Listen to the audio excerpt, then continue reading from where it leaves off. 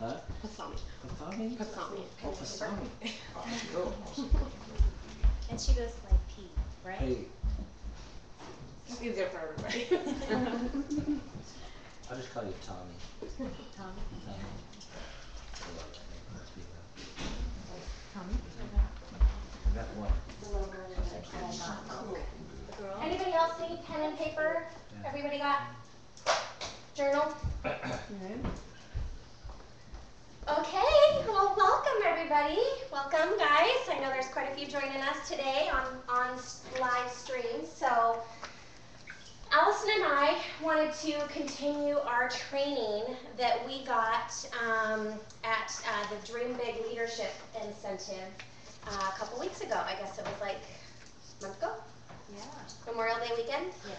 Yeah. So, hopefully you guys, some of you weren't here last time, but hopefully you were able to watch the recording that we had online about the training that we did, and you saw some of that fabulous training, but we couldn't get all the way through it, and so we wanted to have another one. And even though we have trainings roughly about every 2 weeks, a lot of times what we try to do is do basic trainings.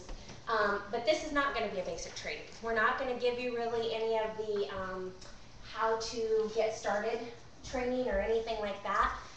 We're going to give you more leadership training, because we're basically just passing on to you what got poured into us at this incentive. And so just know this is very secondhand, and so there's nothing that compares to you guys getting there yourselves next year.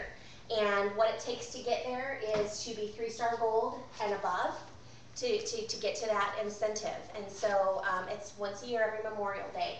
Now, Danny McDaniel has a leadership incentive as well, that if you're Ruby and above, they're having theirs in Cabo San Lucas. And so we're going to that in the beginning of July. So, you know, obviously it pays to be helping people to move up that leadership ladder so that you can get poured into by some of our top leaders. At this training that we went to, we got poured into leaders like Jenny Donnelly, Bob Donnelly, Danny and Diane, Tyler DeBerry, Mike and Janelle Friedrich, Shauna and JD Danberg, Christine and Michael Baker. So some of those names might ring a bell to you, some of them may not. Just know that all of those people are people who have been very successful in AdvoCare. They do very well, and they came and gave their time and their knowledge to us so that we could grow our business. And that's one of the things that I love so much about AdvoCare, is that a lot of those people there that poured into us gained nothing from many of us getting that knowledge, right?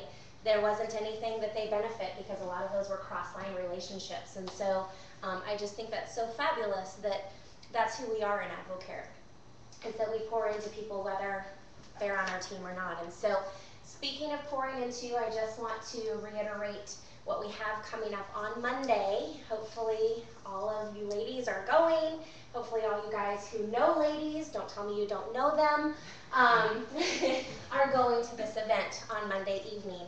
And there's still a couple tickets left, not a lot, but there's still room to get in. We are going to oversell it by about 15 to 20% is what Janelle will let it oversell, so that we can get everybody accommodated. But this event's going to be huge. Right now I think we've got about 1,500 women that are going to be packed in the house, that are going to be there to just get filled up. And what I love about Monday night is, the best way I can describe it, it's a gift. It's a gift that you can give another woman who you say, it's okay if you're not interested in AdvoCare. It's okay if you don't want to come to one of the business opportunity meetings. This is not one of those things. I'm inviting you as a woman to become better. I'm inviting you so that you can get poured into, so that you can be better at whatever it is that you do. Better wife, a better mom, better employee at your job, better sister, whatever it is that you can become better at. And so, yes, I always like to preface, we will talk a little bit about AdvoCare, but just in the beginning. And the extent of what we're going to talk about is, we're going to have a couple people come up and share their weight loss stories, and a couple people come up and share their so that statements. And other than that, that's the extent of what they'll hear about AdvoCare. The rest is just really getting poured into. okay, by Jenny Donnelly, Deb Fisser, Janelle Friedrich, and myself. So very excited for that for you guys. Make sure that you're inviting till last second, because sometimes the last second invite is exactly the person that ignites in your business. And Hey, I just want to add to that, because there's a lot of men in this room that I know sometimes when men hear ladies like to kind of tune out, right? But in this industry, in this business, I think the numbers are pretty staggering. It's overwhelmingly, there's more women that get started in this business to bring the men along. So don't discount your power to get out there and invite a woman with strength. Do whatever you can. If you've got to babysit for them, if you've got to pick them up and take them there and drop them off, please do so. Plus, we also could be volunteers there, guys. I mean, yes, what you're going to get isn't what the women will get. You hearing it might give you something that you need to do as well, that you could use, that you could be a part of, that might hit you somewhere in your heart that will make a difference for you. So do whatever you can to be in the room, right? But don't come by yourself. So pick up a truckload of women and bring them there. yeah, but I'm glad that you said that. We do need some volunteers, because we're going to have a bling shop.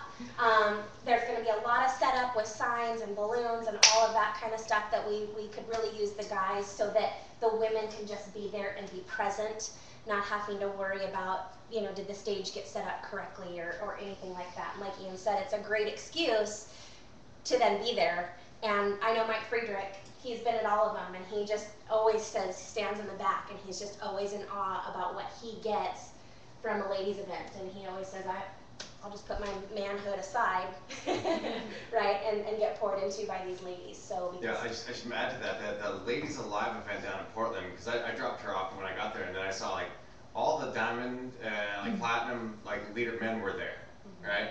So I mean, like, again, this is a duplication business. If you want to have what they have, do what they do, right?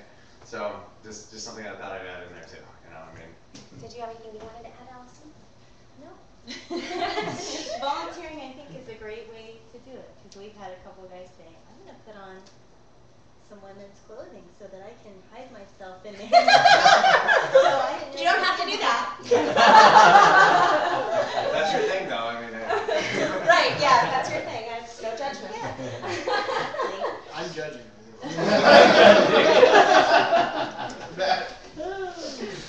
All right, you guys. So one of the things that we wanted to start out with today was a training that we got from Tyler DeBerry. And this was called Working with Your Long Distance Teams.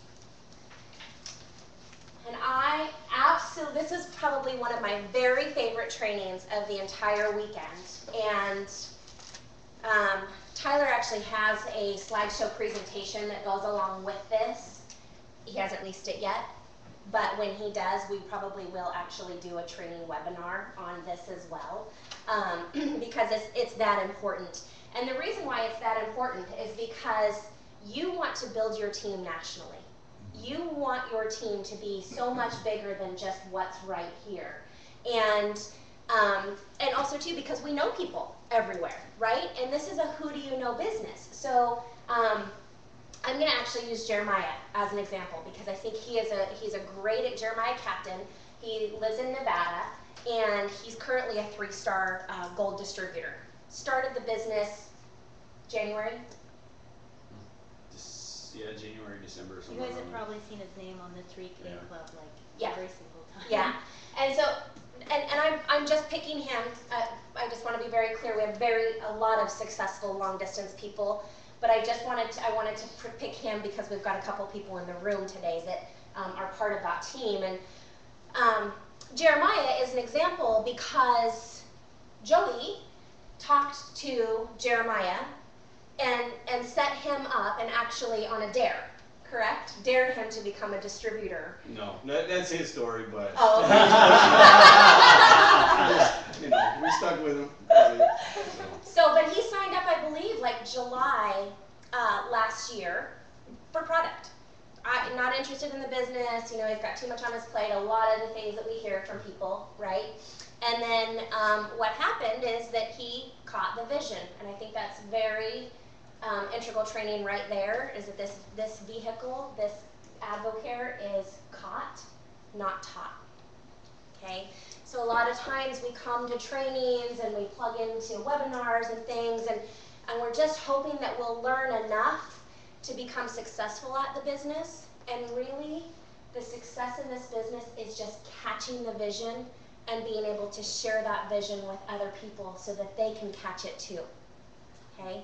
And I heard a good quote today also that, Why don't you come up here, babe? sorry, oh, 'Cause- come up there, okay. Bob Fergren that said, AdvoCare always shows up before the need, right? Which is an interesting thing to think about because it comes into your life and you may not see it right away, you may not have a need for it right away, but at some point coming up very soon, there's going to be a need in that you will, or whoever you're sharing with, will have a need for something that AdvoCare can provide a solution for, right? So I thought think about that when you're out there planting those seeds. They may not have a need right now, and Jeremiah's a great example of that. I have a need for the product, sort of, right? I'll try it because Joyce tells me to, you know, and then there's a need for the business that came out and grew out of that. Suddenly, you start seeing how I can make this work, right? Right. So. But so anyways, how Jeremiah's story, the reason why I wanted to use him as an example is because he's long distance, okay? So he's in Nevada. He's the largest pen in all of Nevada, okay? So there's not leadership there really yet, right? There are people there that are starting the business and they're leaders, but as far as the leadership ladder in AdvoCare goes, there's not that there. Unlike here, where we've got how many diamonds, right? How many diamonds and platinums? I don't even know. It's too many to count, right? And so we kind of get spoiled a little bit because we've got all of that. But when you're long distance, or you have somebody long distance and they don't have that there, what do you do? Well, here's the great thing is about long distance is when someone doesn't have that, they become the leader, right? And this company is about a leadership-based compensation. It's about being a leader. And so the benefit to being long distance and not having that, familiarity, all of the events to plug into is that you have to be the event, right? You have to be all of those things. And so how do you build a long distance team successfully? So something that Tyler said is he said, it's interesting because for a lot of us, when we start doing AdvoCare becomes very familiar, right? But he said a good teacher, if we think about it, for instance, a good first grade teacher, she knows how to read, she knows her ABCs, right? That's very familiar to her. But what makes her a good teacher is that she can teach someone who doesn't know the ABCs, who doesn't know how to begin reading. She can come back to that area and teach that to them, right? Well, the same thing is true with AdvoCare, and it even coincides with like our lingo that we use, and I'm totally guilty of it, you guys. A lot of things we'll throw out there, like the 2-minute drill, and some of you will call us and you're like, supposed to be doing that's the 2-minute drill, right? I don't know what that is, and we're so used to doing it that it may slip our minds that we've actually taught some of you to do it, and you're like, what's the 2-minute drill? That's okay. So what you want to do is you want to break out of routine. And you ask yourself, what do I want to do to help this person long distance? What am I trying to build? What am I trying to help them build? So how do you gather from a distance? So let's just talk about the distributor from a distance first, okay? Not the leader. This is somebody that you would be working with.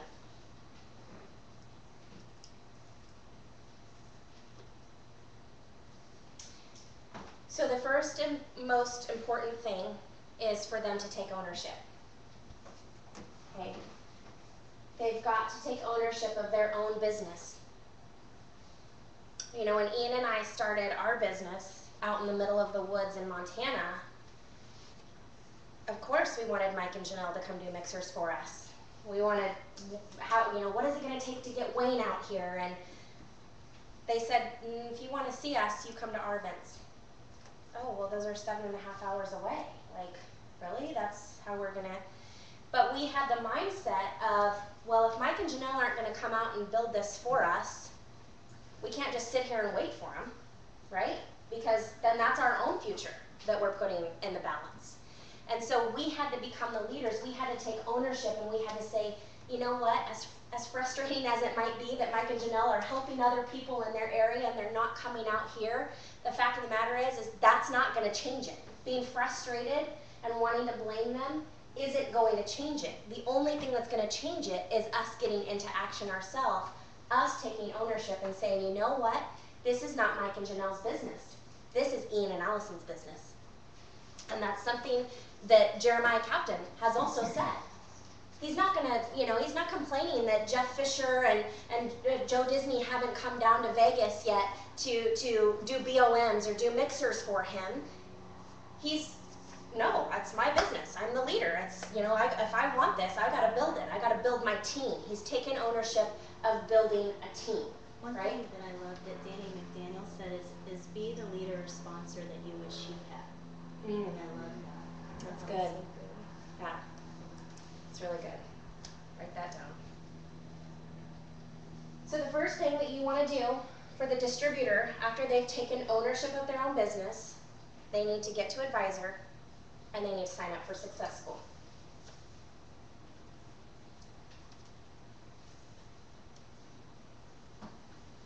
You said it one more time. They need to sign up as advisor and then sign up as to get to Success School.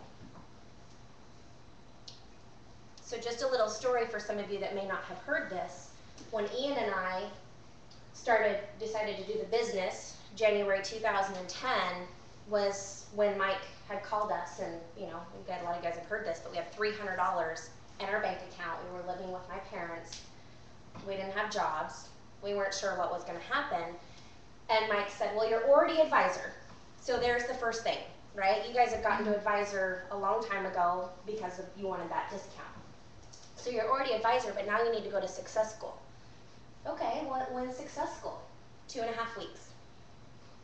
Okay? Well, we have $300 in our bank account. How are we going to fly to Texas? That's, almost seems impossible, right? And I'm just thinking about what Ian and I were talking about earlier. There's a quote from Bolt. Have any of you guys seen the movie Bolt? Yes. Okay. And the hamster says, the impossible can become possible when you are awesome. The hamster, yeah. I'll have to show you guys the clip because I honestly didn't do Yeah. But it makes me think of that because what we did instead of making an excuse is we said, well, let's see what we can get a flight for. We knew, let's price line it. So I think we started at like $150. We're like, okay, we'll spend half of our money that we have.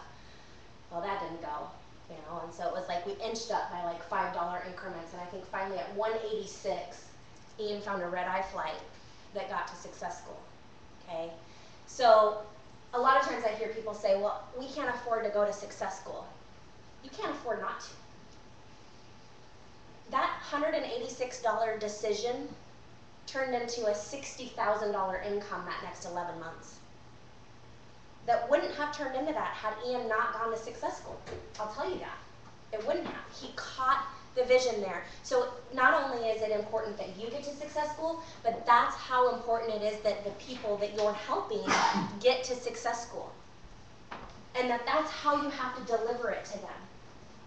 Right? The people who earn income in AdvoCare get to Success School. Now the great thing is that we had amazing sponsors that said, if you just get here, we'll pay for everything else. You can sleep on the hotel room floor, we'll pay for your food, and they held up to that. And Ian didn't make an excuse that he had to sleep on the floor. He did what he had to do, Can I use your story really quick of how you got started? Yeah. Because we've been using this lately for a lot of people who say, and I'm kind of going backwards, but I want to really hit on this no excuses, because I think a lot of times we talk to people who say, I don't have the money, right? I can't afford it. Well, if you can't afford it, that's exactly why you need to be doing this, right?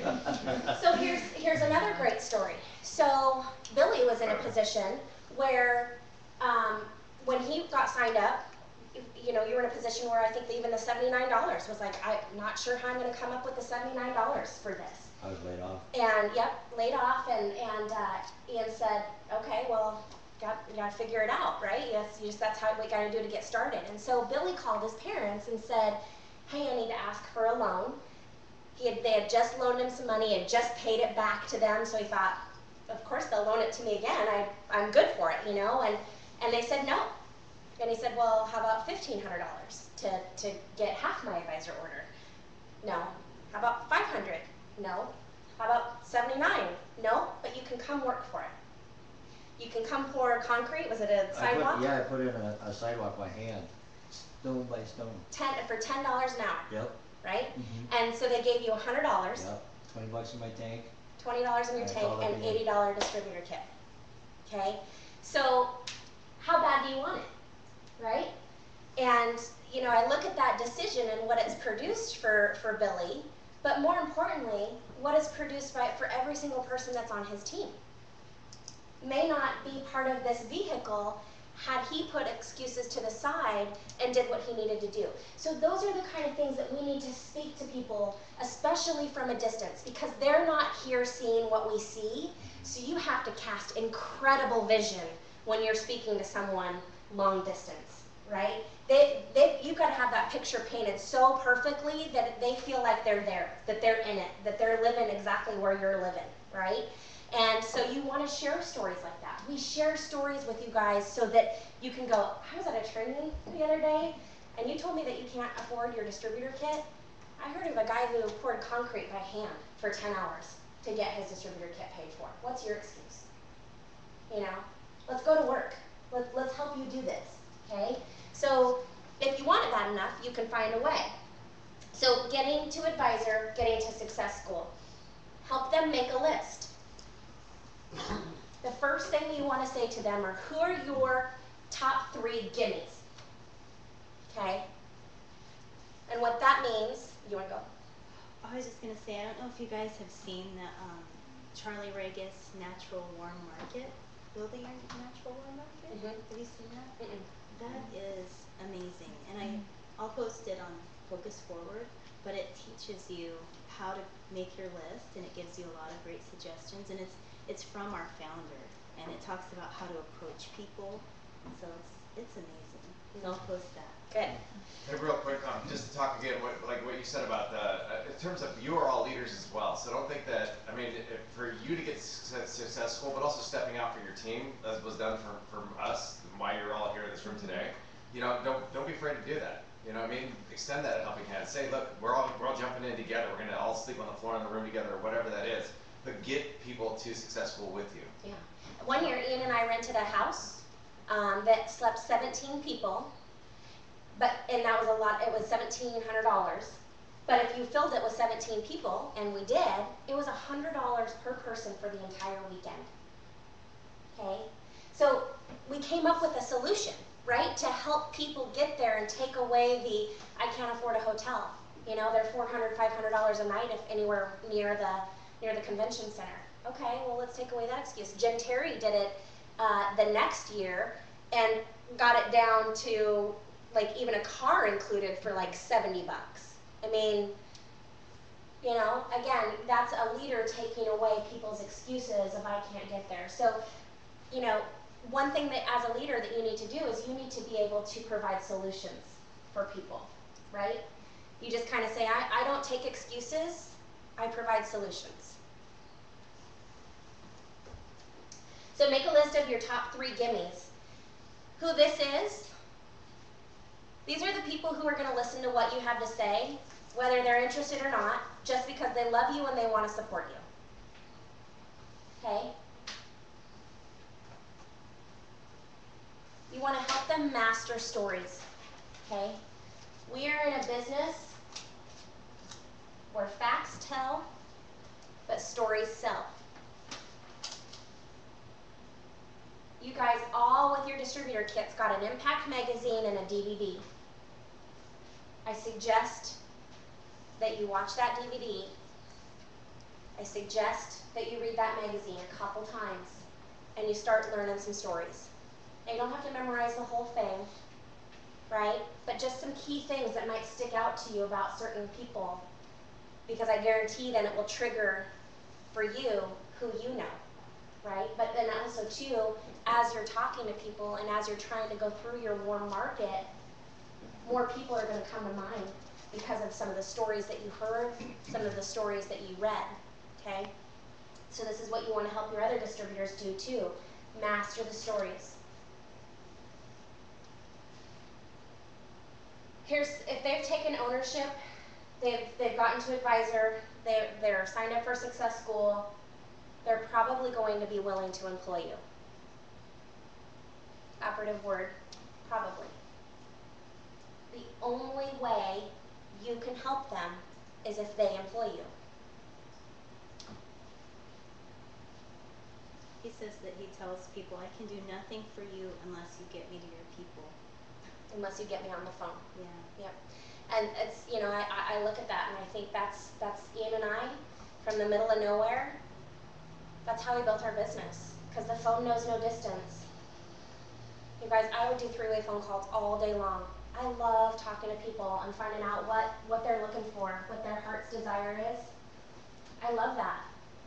But there are days that go by that no one puts us on the phone. And every day that goes by that someone doesn't put me on the phone, I think, well, do they just not need me anymore? Or are we not having people that are actually following the success system?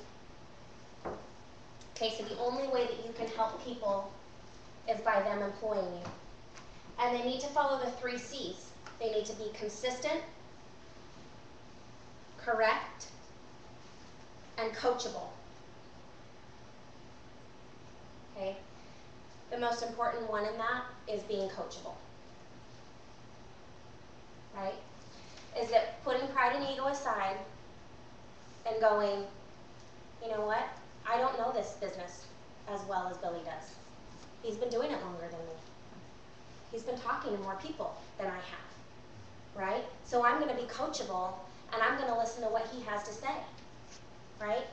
And it's like Ian said, it's that whole that do what successful people do.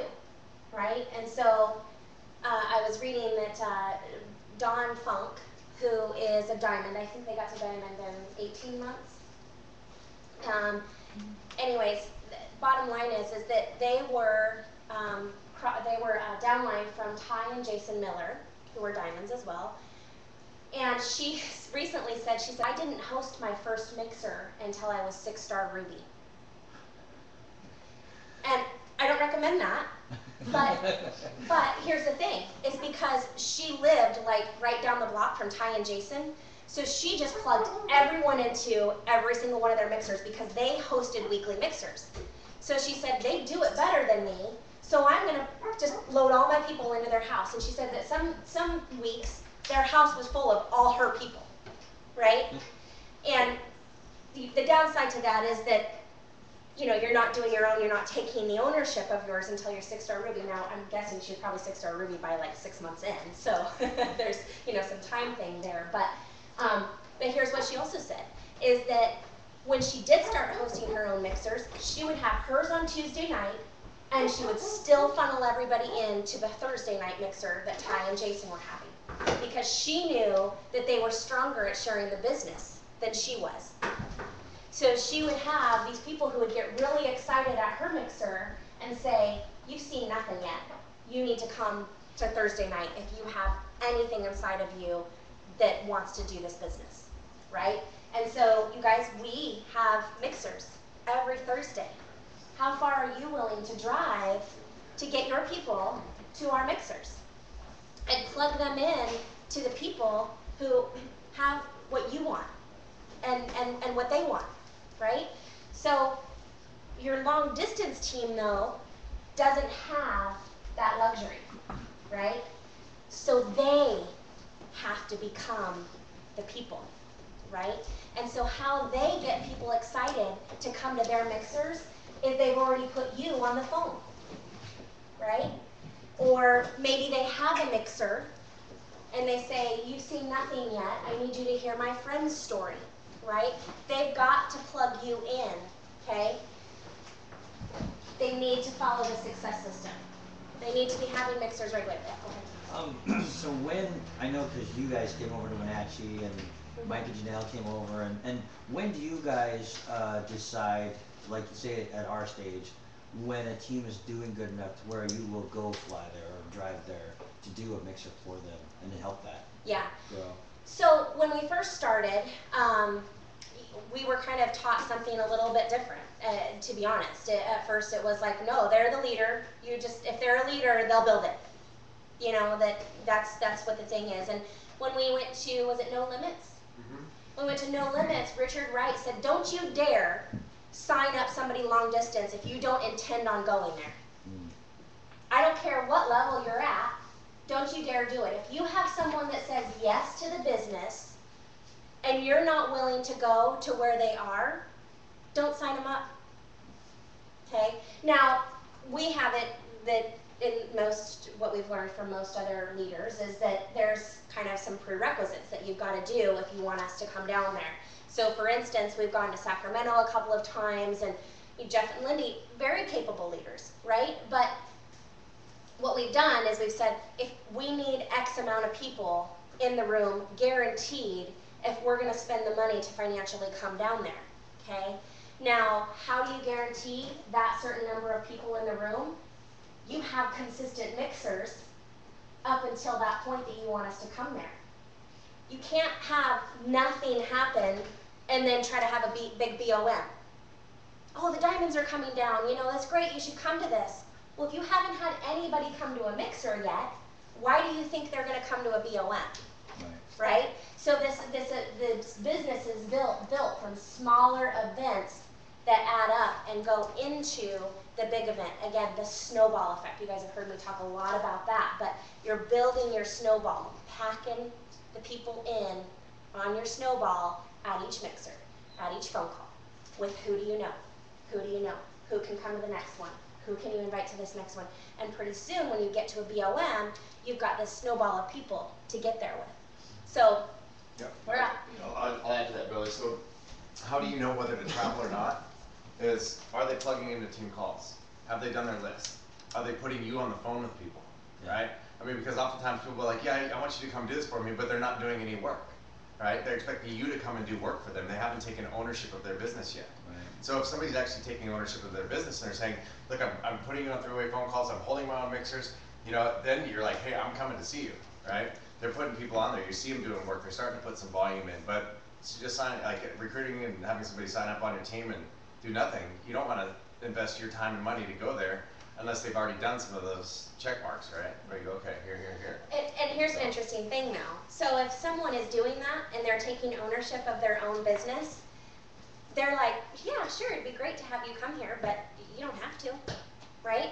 Jeremiah is a great example of that. Like, sure, he'd love for anybody to come down there, but he's not waiting for someone to come down and do the event for him. He's like, no, I'll be the event. Right? Now, there's also another time. I mean, Wayne Johnson had also shared a story that there's been a couple of gut calls, right, where he said, hey, you know, and I had somebody come on my team and they called me and asked me for help, and I felt like I should go there. So he drove 8 hours to Idaho to go do some mixers and spend a few days there, and the guy kept putting him in front of people, right? So he even said that he had a lady he's like, hey, this lady said she wanted to meet. He goes, no, she decided she didn't want to meet you. And he's like, we're going there anyway. I drove this far. So then went to her house and knocked on her door, went and sat down, and you know, shared with her about the business, you know. It's not like he's trying to be forceful, but he's like, look, you told me to come here. Yeah, you told me you had okay. people to see. We're going to go see those people who you have on your list. Let's go. Right. Yeah. Well, and let's use you as an example. I was gonna right? say, I was yeah. going to say, when you had a mixer in Wenatchee, you said, will you guys come? And Ian said, we need a certain amount of people to get there. And Billy said, I got to get this room full or they're not coming. So I'm either going to be stuck with like 15 people in a room doing it by myself, or the 20 that they need to drive over here. And I remember what ended up happening was you needed some more people, like some more final yeses, and he went back to a guy who he crossed off his list. Yeah. Like said, There's no way. no way this guy's You gonna know, be when you interested. first make your list and everybody says yes, and then you know how you get closer and closer, you're calling them, no, can't make it. So then you go to your second list, right? Then you go to people who you've crossed off, you just don't, you're just like, ah. Yeah. Well, yeah, so he ends up coming and puts in his advisor or shoots me to advisor. And That night. Yeah, that night. That night said, Yeah. I don't thank you for inviting me. I've been looking for this. Yeah, he just throws his checkbook down. Yeah. And I wish you guys would have been there for one of their first mixers. It was awesome. I'm just like, oh, these guys can do it. Right, yeah, absolutely, yeah. Yeah, Some of those mixers are still like that. It was Yeah, a lot some of are fun. still like that. Yeah, though, I mean, if you start, You know guys what were I mean? so real. There's no ever perfect like mixer, you know. No. You get better at communicating this, but I think some of the best responses we had were from the first ones because people were like that. Yeah, these guys can do it. I can do it. I can have all my equipment This not is work. not hard. So using the success system. So, and then follow up. The expectation that the distributor follows up.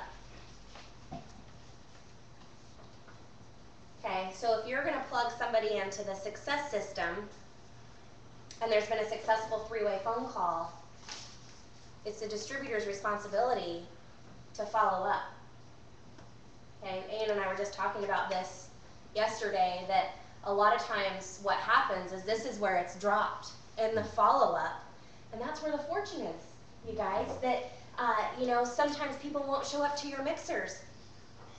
But who cares? Call them and ask them, why weren't they there? I missed you. Instead of assuming, like, they must have not wanted this, and, you know, like, go down the rabbit hole of, like, you know, oh my gosh, they're never going to talk to me again. And reality is that they got stuck in traffic, or they got lost, or, you know, and so, but you'll never know if you don't follow up, you know?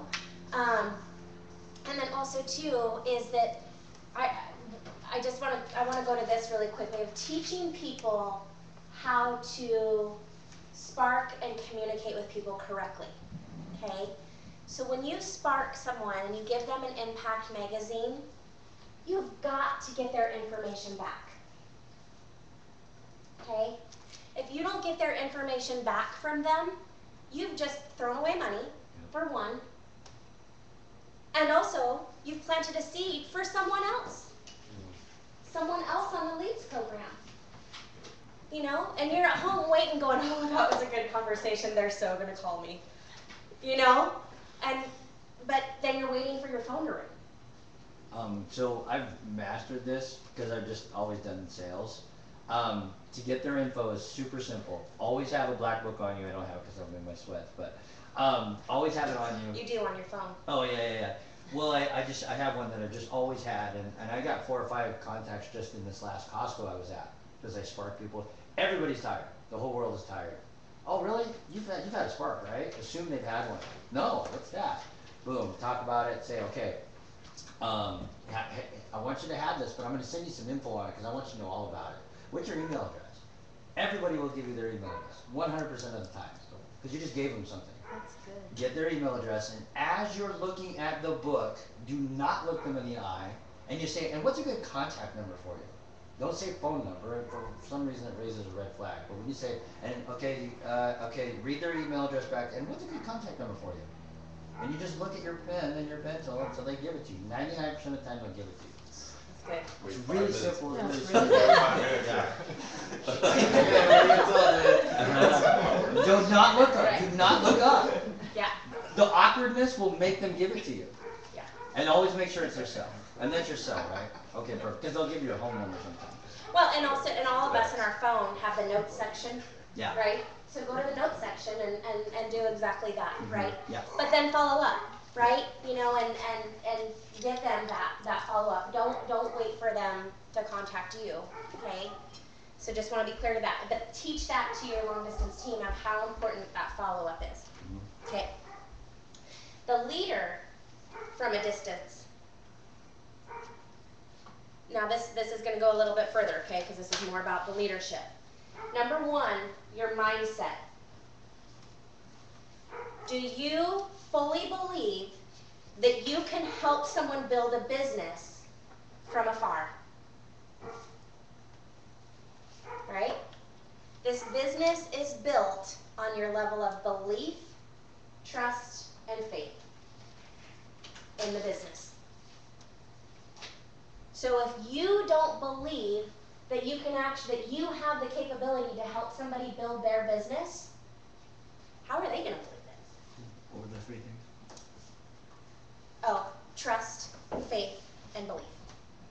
That reminds me of that quote from last time, if you're operating in disbelief, how can you expect anyone to believe you? Say that one more time. If you're operating in disbelief, how can you expect anyone to believe you?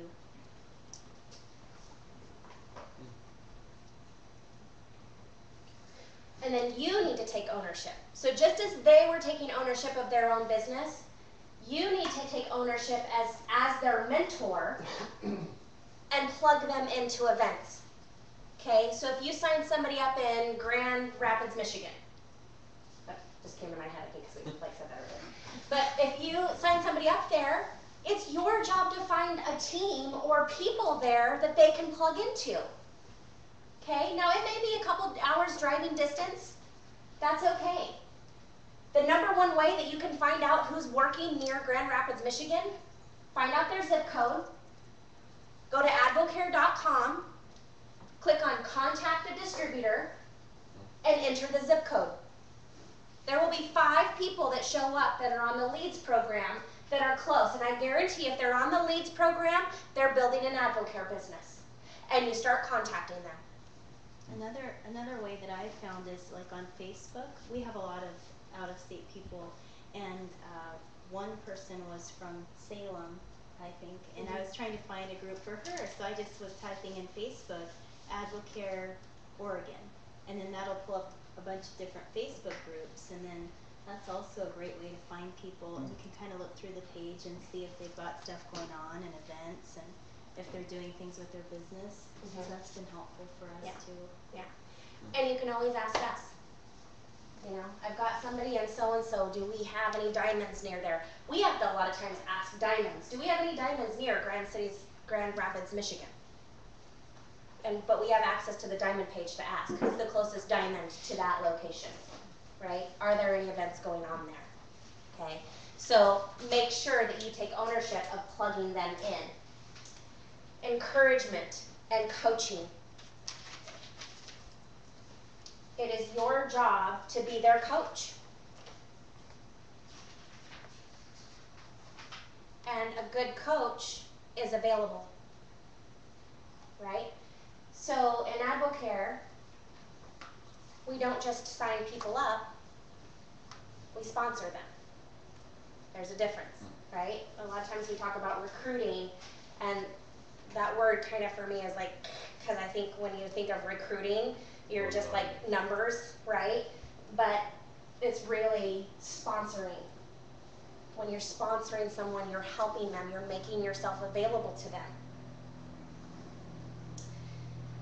Do you have anything that you wrote down? Under mindset, just don't commit it to help if you're not willing to help. Like we kind of went through, be available. Get trust, so get permission to be direct with them from the beginning of expectations, all for the purpose of moving forward. Stewardship, build trust by getting victory, and work with them on their that vision statement.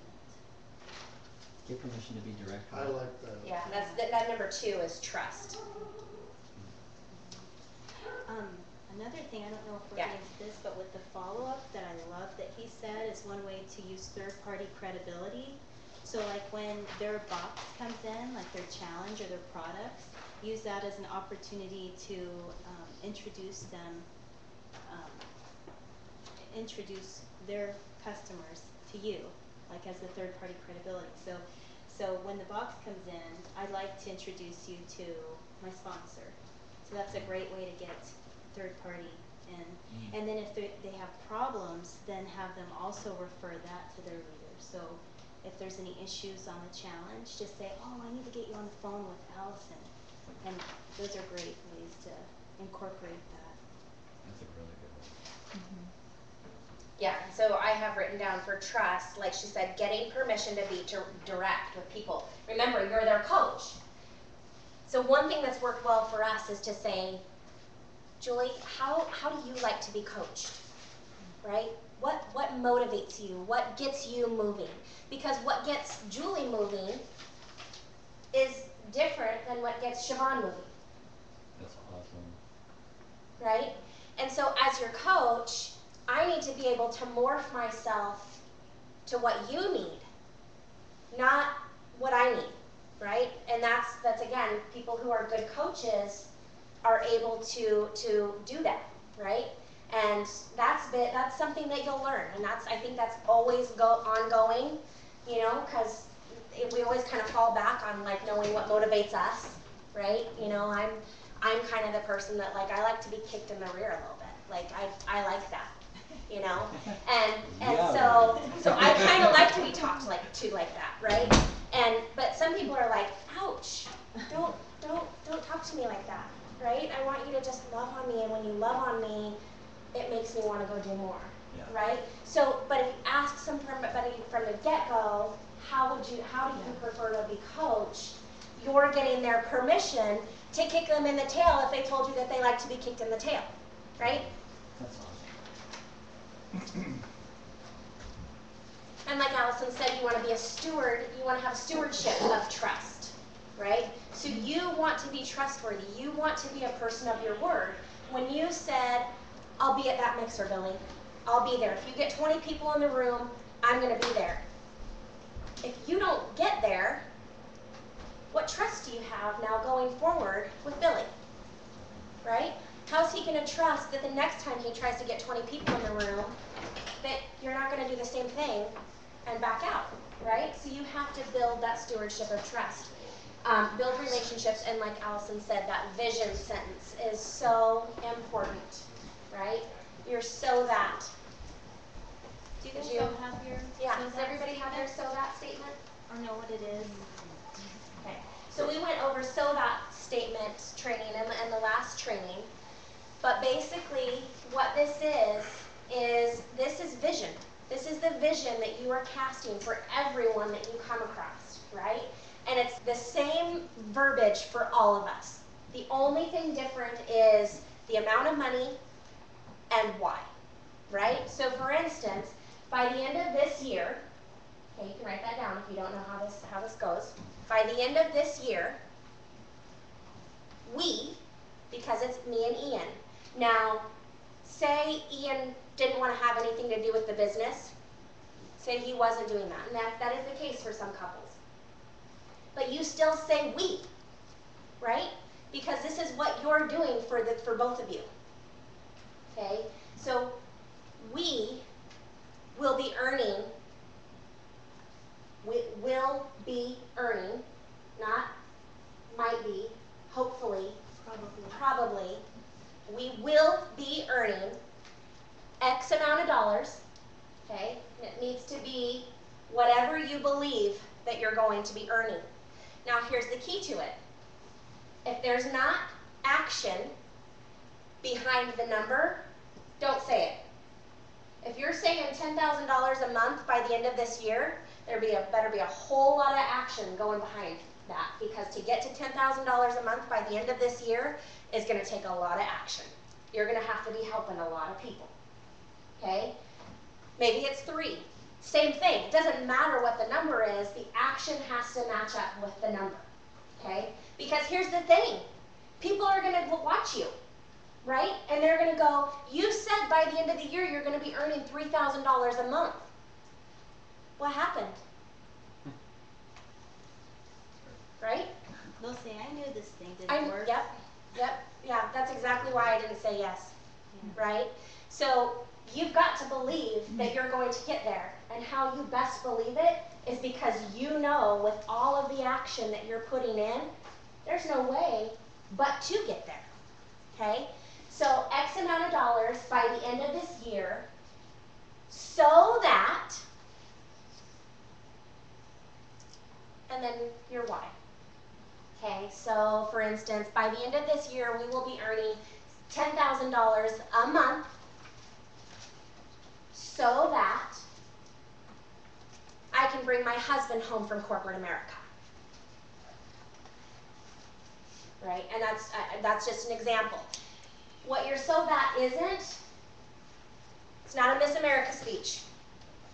So that I can change the world and I can do X, Y, Z, and bring world peace and end world hunger, and those things might be true, You may have a vision of doing that, but what is going to happen at the end of this year that's going to change in your life because you're earning that income? Remember, this is just a segue to have a conversation with somebody. Because what somebody's going to say after you say, so that I'll be bringing my husband home from corporate America, they're going to say, how are you doing that? Like, what are you doing?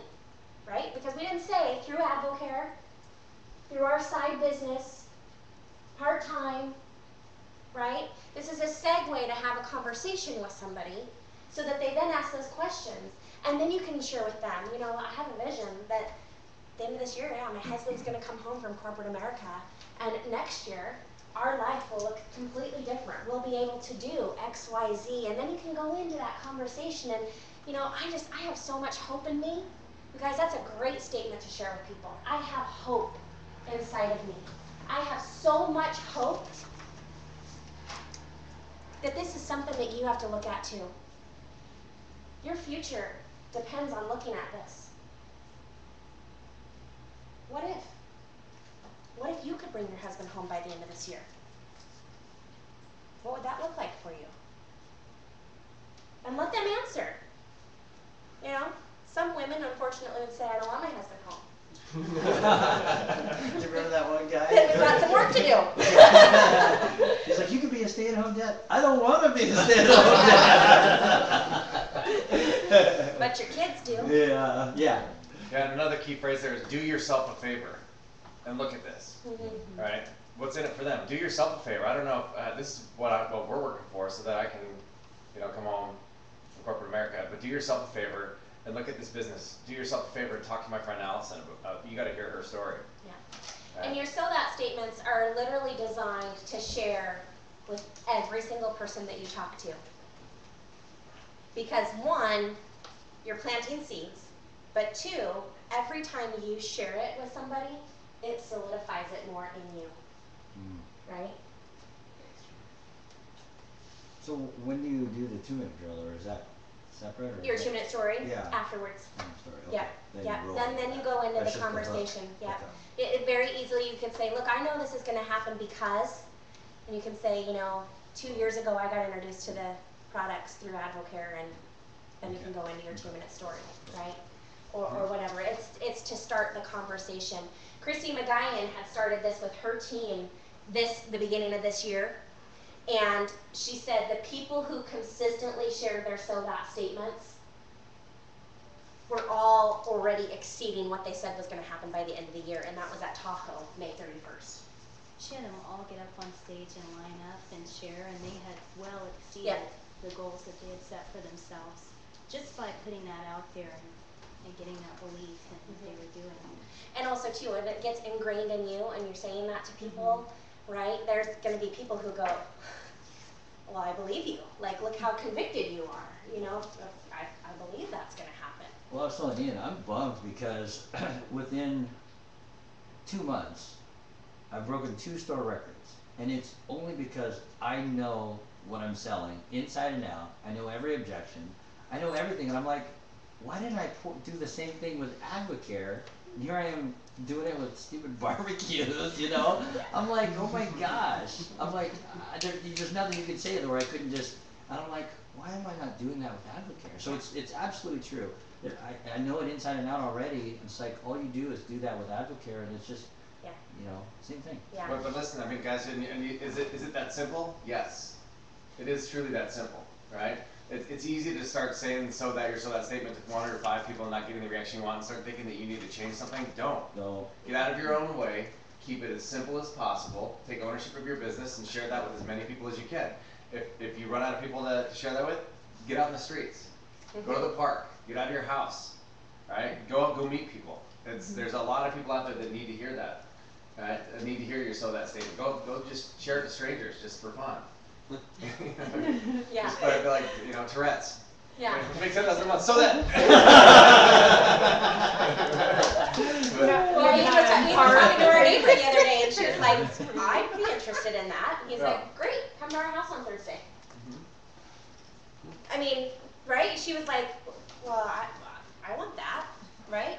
Okay, great. to show you what we're doing come Thursday.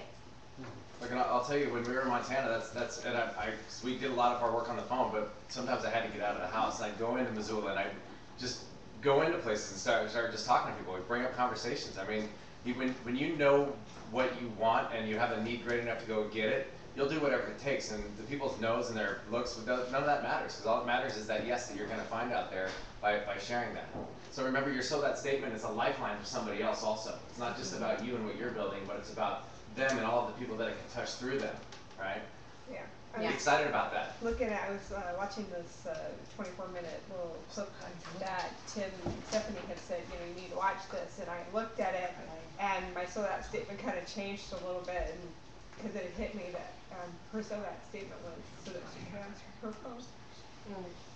And I was like, okay, that's totally me. Yeah. So that changed for me. Good. That's good. And like again, you need to refine it to, you know, what are you gonna have by the end of this But year? how many people are out there who are just like me who don't answer the phone because it's somebody who wants money? Yeah. You know, so I know that'll resonate with a lot of people. Absolutely. Allison. Absolutely. I don't want to touch on it. I don't remember which one it was, but there was a leader who talked about that, and it was in the beginning before the So That concept came out. But if your why or your what doesn't create that kind of emotion, then you need to refine it anyway. It's not good enough if you're not getting that emotional about it. Yeah. It has to hit you that deep to where when you talk to other people, they see it too. And I promise you, if you do that in front of somebody, they're going to reach inside of them and they're going to find something that makes them feel that way. Yeah.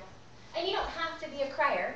We're not saying that, but they do have to see the emotion. That's where they're going to see the belief. They have to be. Right? I just happen to be a crier. Yeah, me too. We're like this.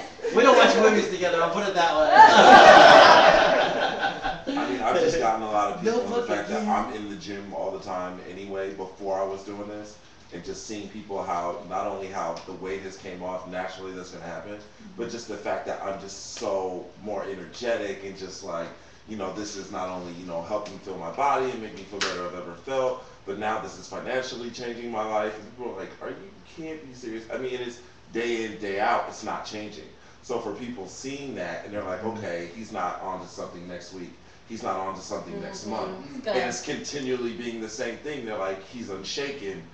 And I've just had people just kind of really start like, really? I'm dead serious. Do you not still see me smiling? Like, I'm not happy, you know? So it's just the more that you're unrelenting, you know what I mean? And they see that and you're not willing to fold, break, or bend. Yeah. They have no other choice but to ask you. Even if they're not trying to necessarily, they're like, what is it? Just tell me what it is. That's good. You know what I mean? That's so good. And it's, again, there's two things in that. Being a product of the product, right? Always. That, you know, if AdvoCare is this good, are you taking it yourself? Right? But number two is that when you are unrelenting and when you are consistent, people are attracted to that. People love consistency.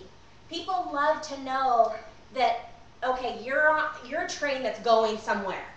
I'm going to be part of it, you know? No surprise that he's part of Jeremiah's team. That is how Jeremiah is talking to people, and so then therefore his team is talking to people like that, right? And so because of that, leadership is just funneling down. It's a duplicatable business. And if I could say one other thing is, I literally just started taking the product. Like I don't have this amazing story. It's more or less my girl wanted to do it because we were going on vacation, and like all guys know, I kind of got shifted into it. I was just like, I'll be your support system. I'll cook the food. You know, I'm already in the gym 2-a-days. I go in the morning, I go in the afternoon. I mean, you remember me talking to you about it before. You know, I was like, okay, you know, my girl's trying to get into this, and I see you with a shirt on, and I'm asking all kind of questions. Like, yeah, I don't know if I want to do it. I start doing it, and all of a sudden, all this weight comes off, and then I get Facebook messages. Yo, I'm so inspired by you, and you know, you're amazing. I'm like, I was doing this because my girl wanted to do it.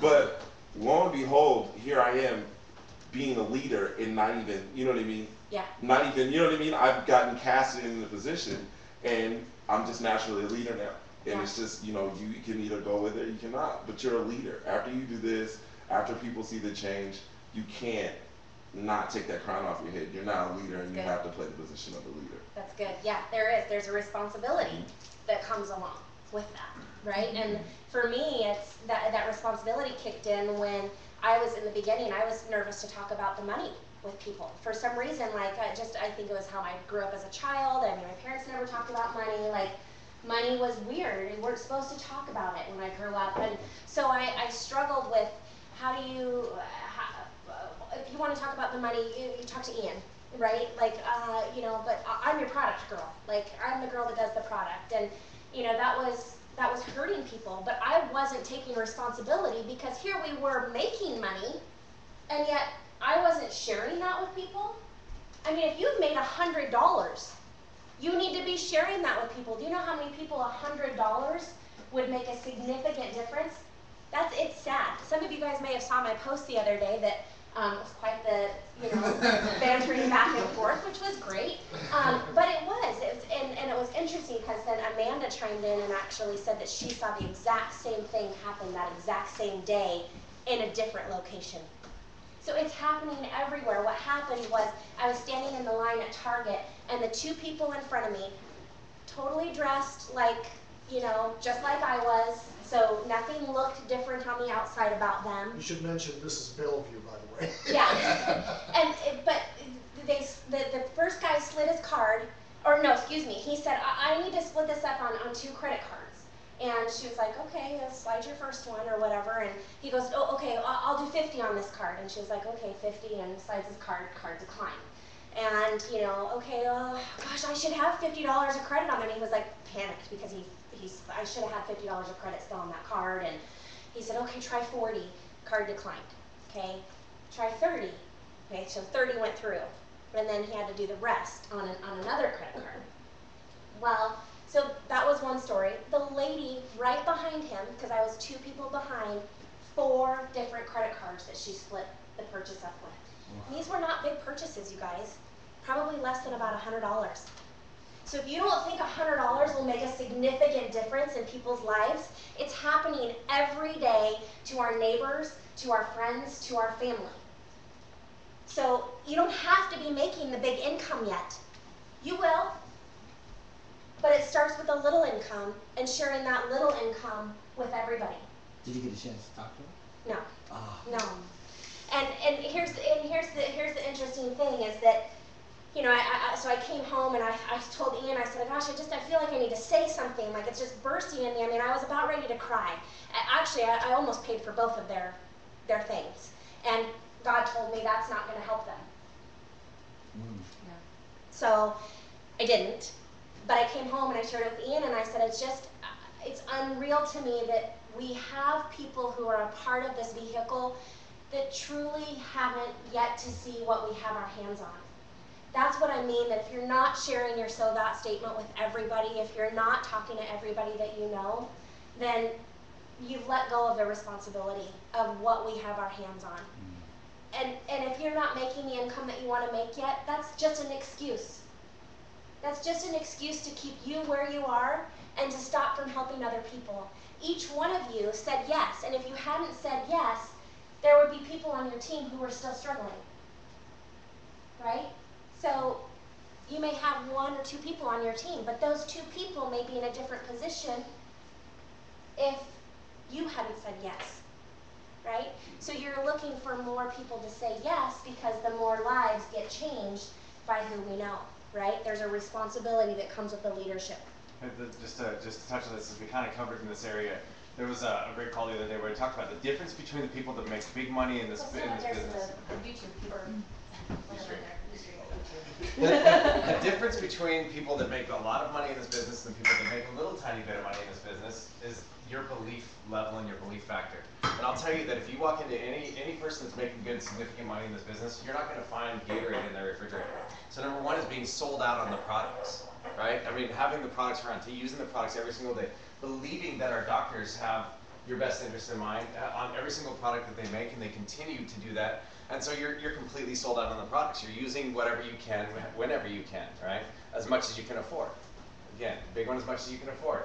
I mean, there are days for Allison and I that we have trouble fitting meals in, right? I mean, actual food, I should say, because of the product that we take, right? Like, yeah, because of shakes or bars or whatever else. And I'm just saying that's where we're at. But it's easy, it's fast, convenient, and I know it's good for me. But that's a choice. So are you completely sold out on the products? and that level of consistency of your own product use is going to come out in the marketplace and followed through by your team, and there's going to be an attraction to you about products because of you using the products and being vocal about it, right? And the second thing is a sold out belief.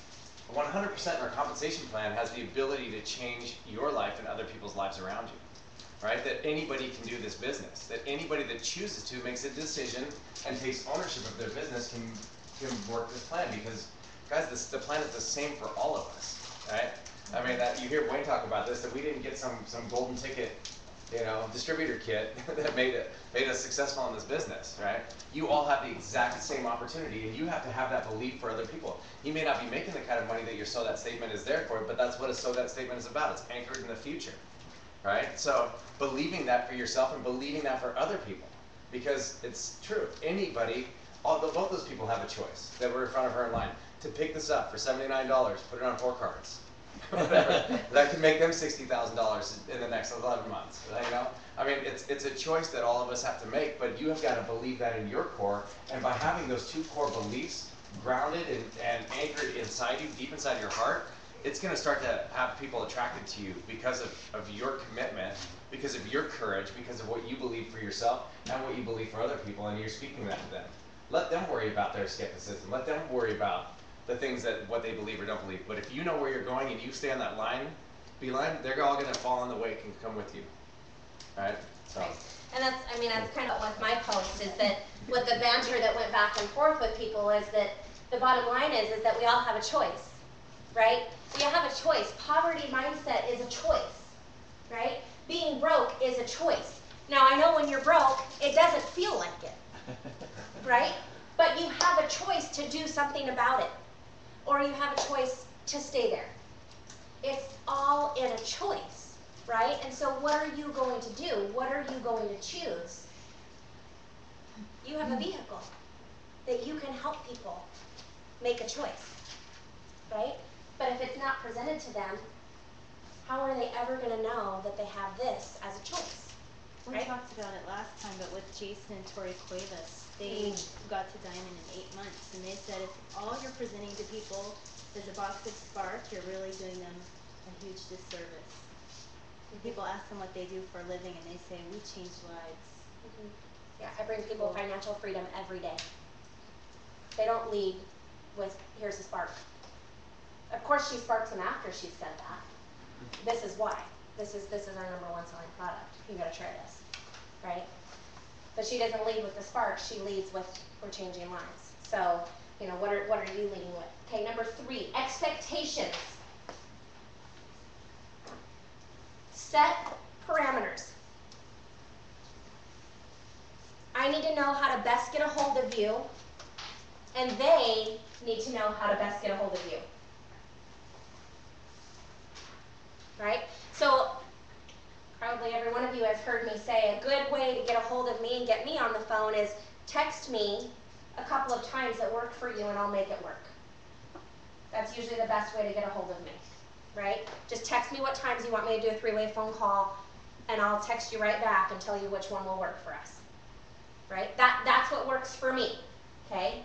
But I'm pretty clear on that and how I tell people to get a hold of me if they want to put me on a 3-way phone call.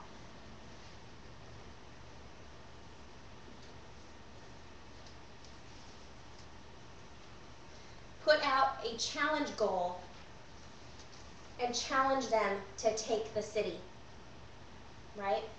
So something that we're constantly saying to Jeremiah, because we know this and we believe it, he's Nevada's first diamond. This is yours, bro. You have it. It's all yours. Take it. It's your city. You take it, right? So, but you need to speak that to people. Right? When he found out that he's the biggest pin there, when we told him that, his sense of responsibility of leadership was heightened, right? He was like, okay, I gotta step up even more, right, than I'm already doing, because he saw the responsibility and the ownership and the expectation that it's gonna be his city. It's gonna be his state. He's taking it for Team AdvoCare, that Jeremiah, captain, will be the first Nevada Diamond, right? So speaking helping them speak that, helping them understand that. But the challenge goal, get 40 to 50 people in a room, and then you'll get me there, right? And we talked a little bit about this already, Billy, when you asked that. But, you know, whatever the number goal is, but again, you can't get to 40 to 50 people in a room if they're not having in-home mixers and putting you on the phone, right? Like Ian said, if you haven't put me on one phone call, why am I going to spend $300 to fly round trip to go to an empty room? That doesn't make sense. Well, I promise I'll get it full. Okay, well, your promise starts with you putting me to work. Set that expectation, okay? Here's the thing, you guys. It's an 80-20 rule in this business. In all businesses. In all Yeah. In life. 20% of the people will do 80% of the work, right? Okay? So it's okay when you find somebody and they don't want to do this, that's okay. But don't camp out there and be like, well, if you just do this, like I really want you to do this. It's their life. You know, love them where they're at and let them come along when it's their time. Right? You keep sharing with them, you keep loving on them. It doesn't mean you just be like, well, you're not it. Right? You know? You love on them. I mean, what Billy just shared, you don't think Ian and I said that when he came to us and said, I'm going to go sell barbecues? I mean, we were like, Billy, like, you're a diamond, you know? Like, we've seen that from the very beginning. But it's not like we said, you don't see it the way we see it, Billy. I love you, Billy. Yep. Go sell barbecues. Yeah. That's And you know what's funny is, I was telling Ian, doing what I'm doing, I hate it. Like, I mean, I like traveling and I like being around. The money's great, but you get told no 90% of the time, and it's a lot of rejection. And I had to learn the pitch to a T, fluctuations. I had to learn every little tiny thing about this just to sell it, because it's psychological, right? And I'm sitting there and the whole time I'm going, why didn't I just do this with AdvoCare? You know, and that's why I'm here today. That's why I'm in this room. I mean, I left my vacation early to come here, to be in this room, to take what I've learned there, because I've learned a lot. And now I'm going to implement that into my AdvoCare business. That's good, Bill. Good. That's good. That's good. Defining your role and defining their role. Okay? This is key. So, for instance, you know, when you're putting someone on a three-way phone call, okay, when you're putting your mentor on a three-way phone call, it's your job to give a proper introduction, okay? A proper introduction is very quick and simple. So Elaine puts me on a phone call, okay? And Elaine's friend, we're all on the conference line, and Elaine's friend comes to the call, and she says, Stephanie, I want to introduce you to my friend Allison. My friend Allison is the one I told you about. She's the one that's been helping me, and she's going to answer any and all of your questions. And while she's answering that, I'm going to be right here. I'm going to put myself on mute. Just know that I'm right here, and I'll be back on at the end. Okay? Allison, this is Stephanie. Stephanie, this is Allison. Okay? Notice, she didn't tell me who Stephanie was, how they knew each other, what she's interested in. She just told me her name. And she didn't tell Stephanie my story. She didn't say how we know each other. None of that, because she left that for me, right? So defining your roles, right? If I'm there to coach you and I'm there to mentor you, the best way that you can learn is to let me do my thing. Be the preview to the movie. Yep. Yep, absolutely. You be the preview, let your sponsor be the movie, right? How to use their credibility correctly. Look for opportunities to bring it in. And I think Allison covered this a little bit. Sometimes it's really easy for us to get people on product, right? You know, people see Michael's results and they're like, I don't need to talk to anybody. I just want to do what you did, right? Like, I want to look like that. So he didn't have an opportunity to necessarily plug into the success system, because what you don't want to do is you go, well, before you purchase, you got to talk to my friend Ian. Well, they're like, I can't just, like, I want to purchase the 24-day challenge from you. Why would I talk to your friend Ian, right? Don't do that, because that's what they're gonna say. They're gonna, oh, okay, that's weird. Maybe I'll think about it, right? But instead, what he can do is that he can plug them in, like Allison said, when it's time for them to start their product. He can say, and Jerry and Julie have done this a lot, like, well, let's get Allison on the phone. Let's have her walk through the program with you, because one, I want to introduce her to you, but two, she's been helping people a little longer than we have, and so if you guys have any questions, she'll be there to walk us through as well. And now you've just introduced them to their team, but you've also introduced them to the success system a little bit. Another great way to introduce people to the success system, and this one is one that I absolutely love, the wow factor. Okay, we all get it, right? You've followed up with people, they're on day 8, they're down 10 pounds, they feel amazing, you know, they're on top of the world. That's your opportunity to introduce them to your mentor. You know what? You know how amazing you feel just from these products? You've got to see the other side of AdvoCare. You've got to hear my friend's story. Okay?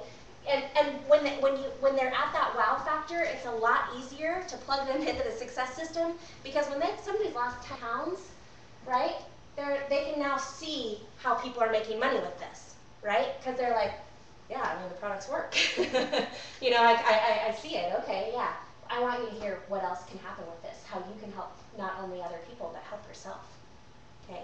When's a good time for you to get on the phone with my friend Ian? 3 o'clock today or 5 o'clock today? A really good thing, I don't know if I missed this one better, but a really good thing Ian said to me is you don't even have to wait till they're done with the challenge or until they lost 10 pounds. That first wow factor, yeah, might come 3 days into the cleanse. Yeah. I mean, it did for me. So right when they give you that first, like, I feel you know how much better I feel today? You feel better, wait till, I mean, the next 16 days are going to be amazing for you, but you need to talk to my friend. You need to take the opportunity that they give you by saying, this is amazing. You're right, it is, and guess what? It gets better. Yeah. And here's the other thing, because if you miss those opportunities too, you miss the opportunity to ask who they know, right? So, who do you know who wants to lose 10 pounds in 8 days and feel amazing while doing it? You know, they're able to walk up the stairs. You know, how many people do we know who've done some programs are like, I can't even walk up the stairs because I'm so famished, right? Guess what? You get to eat on AdvoCare. So make sure that you're looking for the opportunities to bring in the third-party credibility. Check your email and answer your phone. Okay? You guys, I know we send out a lot of emails. We really try to be cognizant of not inundating your email box. But when we send you an email, read it. It's because it's information that is valuable to your business, right? We're not sending you an email because we're like, let's blow up their mailbox, you know? We're sending you something because it's valuable to your business. So check your email and answer your phone. The same goes for when you're the mentor, right? Action matching your purpose, and we talked a little bit about this. Whatever your purpose is, whatever that why is, whatever's happening in that so that, the action has got to be behind it, okay? So many times I see people say, I'm going to do this by Success School or by the end of the year. And I'm like, when's your next mixer? Well, I don't know the time for a mixer. Well, then you need a different, like what you're going to be by Success School. Because if you can't get a mixer on the calendar in the next day or so, right, you need to have some times where you can go, I wasn't having a mixer tomorrow, but I've talked to 3 people today, and I am now, right? Sometimes you have to be willing to do that, and you know it's interesting because in that email banter back and forth, you know the one guy, which you know he's definitely we're recruiting you yet because you know, but you know he's like, well, you know, so you always have to sacrifice. You keep talking about having to sacrifice, and it's like we all have the same 24 hours in a day, right? So 8 of it we sleep. Maybe 8 to 10 of it we work, but what are you doing with the other 6 to 8, right? Making excuses and being lazy and keeping you in the same spot that you were, or are you doing something? You know, I told one lady, she said she commutes like 2 hours a day. I'm like, hello, that's 2 hours a day that you have an opportunity to help people. You know, use that commute time to be on your phone sharing AdvoCare. That's 2 hours a day, right? That's 14 hours a week. Safely on Bluetooth. Right, hands-free, of course, hands-free. But you know what I mean? So like, what's your excuse? If you are making those excuses, then it's just going to keep you where you're at. Allison, can I add to that, if you don't mind? It was so hard for me to remain restrained in the Facebook conversation you had the other day, because you had a couple of people there. For those who don't know, there were a couple of people there who wanted to take Allison to task and say, some people just work 70 hours a week and you just can't, you know, and a few other things.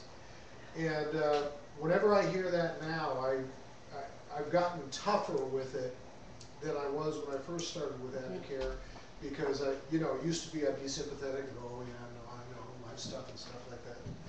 Now I just say, look folks, I own and run a business. I'm a dad, I'm a husband, I'm a homeowner, and I'm a fisherman. Who do you think you're talking to? Don't tell me about how busy you are. Yeah.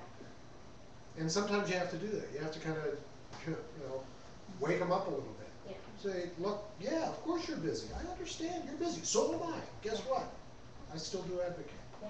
Well, and because here's the thing, you see your preferred future, Right. which I'm willing to be a little more busy now and fit AdvoCare into those holes so that I can have a whole lot of time later, right? I mean, there are a lot of weeks that go by that Ian and I don't know what day it is. Honestly. We're like, is it Saturday or is it Tuesday? I mean, do we need to be rushing to get ready for school? Because that's the only way we know what day it is that Peyton's going to school. Do you want to have that life? If you do, you're going to have to do things like this, right? And I assume, because you guys are all here today, that you do. But that's what you have to be speaking to other people too, right? So it's great that you're all here, but you've got to bring people with you, right? You've got to be sharing that, and you've got to say, look, if you want this, then you've got to do this. And I know you may not have the time. I don't really have the time either, but that's why, right? Ian said it was so funny. He said, everybody either does this business or not do this business, all for the same reasons. I don't have money. Okay, I'm going to do AdvoCare because I don't have money. I don't have money, so I can't do AdvoCare, right? I don't have time, so I'm going to do AdvoCare. I don't have time, so I can't do AdvoCare, right? Isn't that interesting, right? So little Jim Rome there. Isn't that interesting? Connectedness. Create a successful environment. Plug people into team calls, webinars, trainings. Always let them know what's next for them and tell them why, right? That's where unpacking someone's purpose and getting their so that statement, right? So for instance, let's see, Elaine, you said if she didn't come to the training today, call her. Well, where were you? How come you weren't at the training today? Oh, I kind of got busy. Oh, okay. So I get that. I get that you're busy, but I thought that you wanted to be home with Nina. Is that still where you're going? Right? And just that, she's like, oh, but that's why we've asked if we can coach you, right? That's why we've gotten your purpose and your so that statement, because sometimes someone else needs to remind you why you're doing this, why you said yes. Well, if you want that to come to fruition, you need to be plugging in. You need to have mixers. You need to be bringing people to events. You got to get trained up, right? And I know you're busy. I know, but that's what we're doing here is we're buying that time back, right? So being, again, that goes with the connectedness, and I feel okay because we've built a relationship that it's okay that I say that to her. Now I'm using you as an example because you're here, right? But who do we need to say that to on our team, right? I went to a training today that, quite frankly, you needed to be at, right? And I know there's a lot of people that come on online, but you guys, there's nothing like being here, right? Because when you watch it online, you know, you're watching it with the kids running around, or dinner going, or different things happening, and so you're getting bits and pieces of it, right? But then also, too, you get the fellowship of being in this room and what happens afterwards, and some of the conversations and the people that you meet and the friendships that you create with the cross line, right? So, you know, sometimes it's like the technology like frustrates me that it's so advanced that we have it, right? Because really it's, I think about, we have a team of 3,000 people. I'm like, the house, there should be people over there, like, oh, peeking to just want to get in on the training, right? But, oh, you know, we've got technology. So, you know, commend you guys for driving. You guys, if you're in driving distance next time, get here. Now there's some people in California and Nevada, like that's acceptable. But hold people accountable. Know your team's strengths. Strengths Finders 2.0. If you have not taken it, take it. Okay? And then ask your team to take it. It's going to be the best, like, $14 you've ever spent. Strength Finders 2.0 by Tom Roth. I got mine's sparksandnoble.com. R-A-T-H. Dang it, I always say his name wrong. Yeah, Is it Rath or Roth? It's Tim Roth there. R-O-T-H. R-O-T-H. But here's an example. So my number one strength is activators, right? It's like you take the test and it tells you, so I'm an activator. So many of you have experienced a phone call from me where you've walked away from that phone call being activated, right? In some way, shape, or form, activated to do something or somewhere on there. That's my top strength. But just because it's not your top strength doesn't mean that you don't have a gift that's somewhere that you want to focus on, because that's going to build a completely different relationship with your team and the people that you bring to the table, right? So I mean, there's a whole list of different strengths, but some people are strategic, right? So they would call you up, they'll have a better strategic aspect to it, and we don't all share the same strengths. They're all different. Everybody has different strengths, and it's important to know that what your strengths are, so that you're not trying to continually fill in the gaps of your weaknesses, but working within your strengths, and then building your team and people around you that have strengths that you don't have, right? It's together that we're extraordinary, right? It's extremely difficult to make a big circle by myself. You know? So, yeah, that's good. That's good. And what your strengths are designed for is that when you're focusing on your strengths, guess what you can't focus on? Right. Right? So many of us want to go out there and be like, well, I'm not an activator. I don't have that. Like, oh, you know, I don't know if I can be diamond, or I don't know if I can do this business. No, but I have 1, 2, 3, 4, 5 different things that make me a completely different person and make me strong enough to do this. You know, my number one is woo, which I was like, what the heck is woo, right? And when I read what woo was, you guys, I thought, there's no way that can be my number one. That's not me. That's not who I am. What's woo? Woo is someone who has the ability to make everyone in the room feel comfortable. Make everyone in the room feel like they're loved, that they're important, and that they connect with people that they haven't even spoken to. That is so you. But I didn't, again, I was so focused on my weaknesses that I actually thought, I was like, I'm not that person. You guys is my number one strength, but I own that now. And now I wanna be more of that, because I'm like, if that's my strength, I need to live in that strength, not focus on all of the things that I don't have, right? And so why that's important for you, and finding out what your strengths are. And what I honestly want to say is that you and Kat did that without even really knowing that you did that. Because I knew Kat, but like I said, I saw you first. I saw you at the show, and I'm like, well, I'm just a natural. Like, I don't care. I'll talk to anybody. You know what I mean? So I came up to you, asked you questions, and then right after that, boom, I get it from him, like within the next 2 or 3 days. Yeah. So it's like, without you guys even trying, it just really worked hand in hand. Yep. Yep. There you go. Awesome. Love that.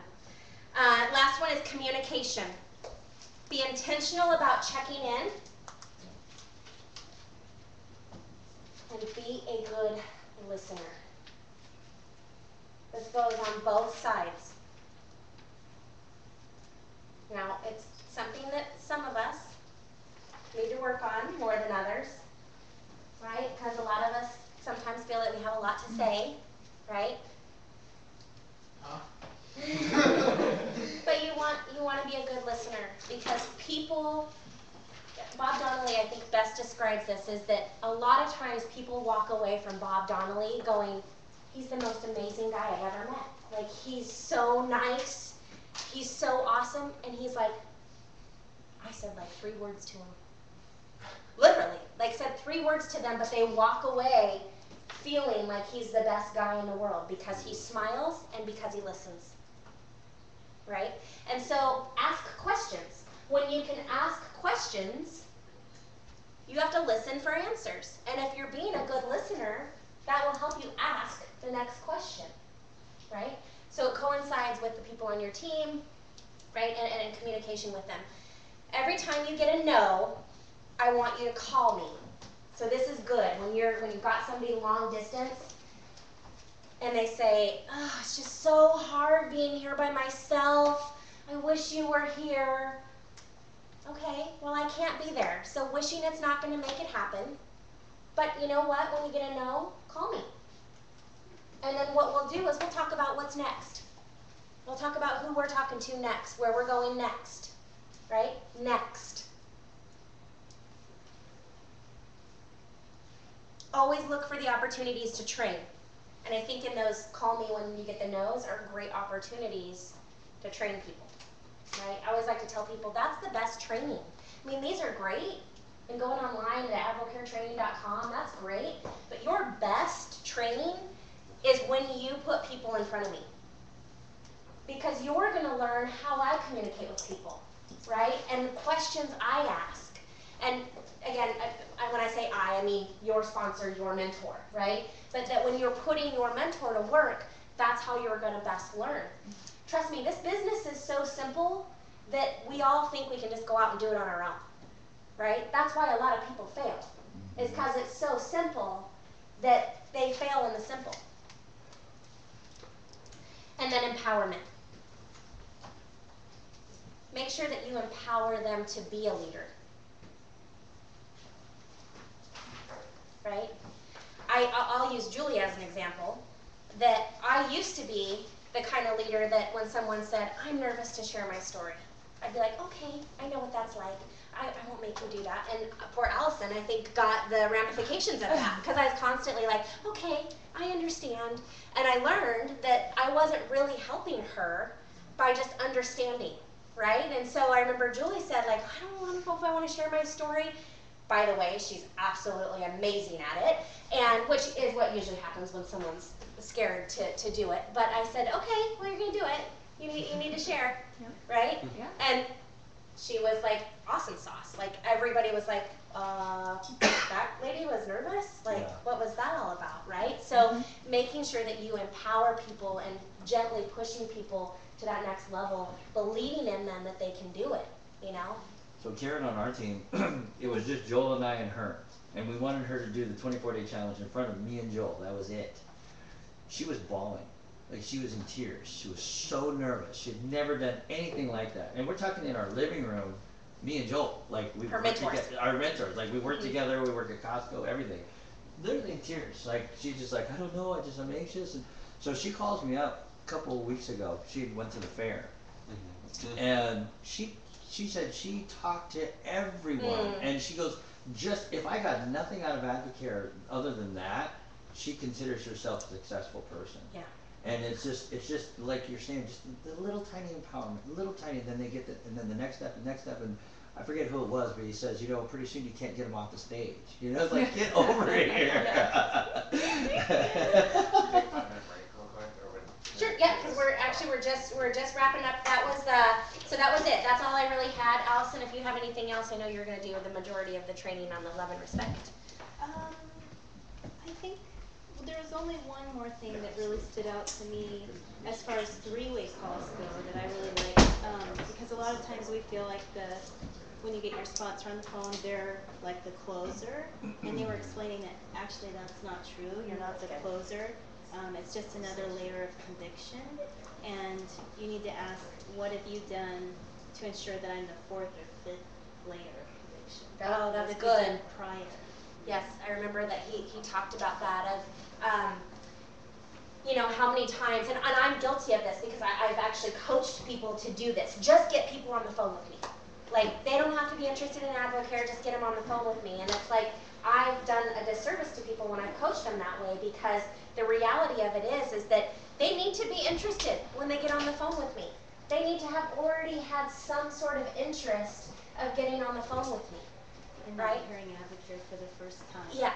Yeah, I mean, because I've talked to people that, you know, I'm like, so what brings you to the call today? I'm here.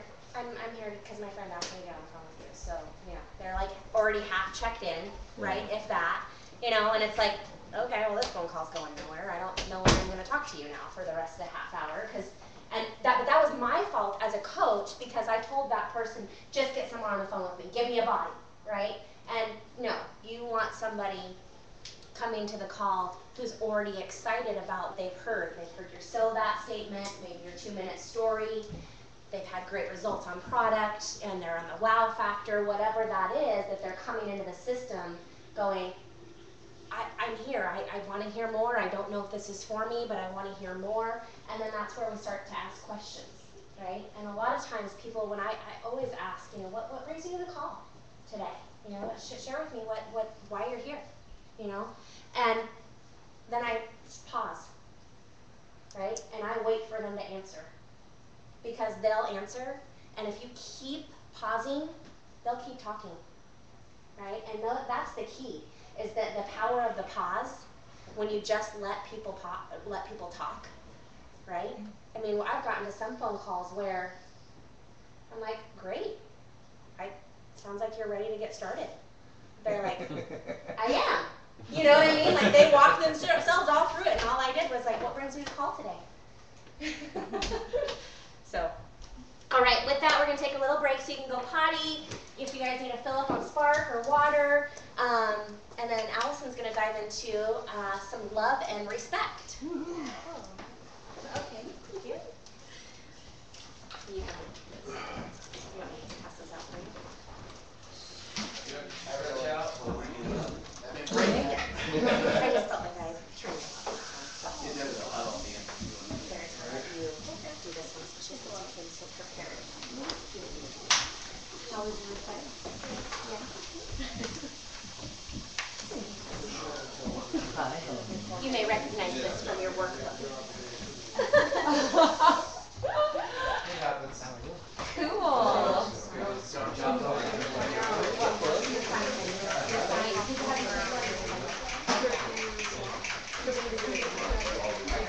Oh yeah, just till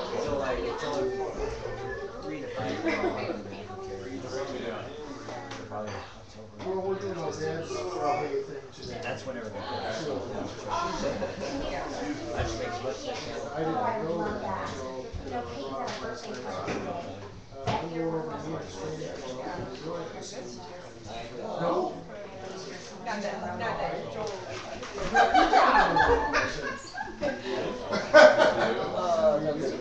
You're doing good. Look at you. Wasting away the nothing. Wow. That's awesome. No.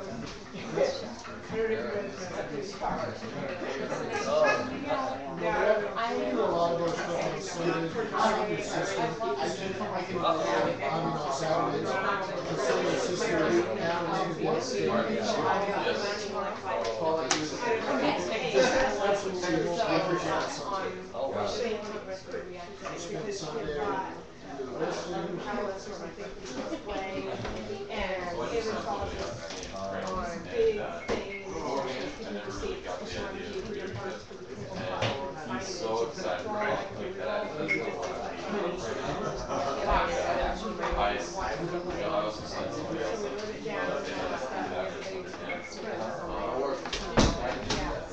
because ever since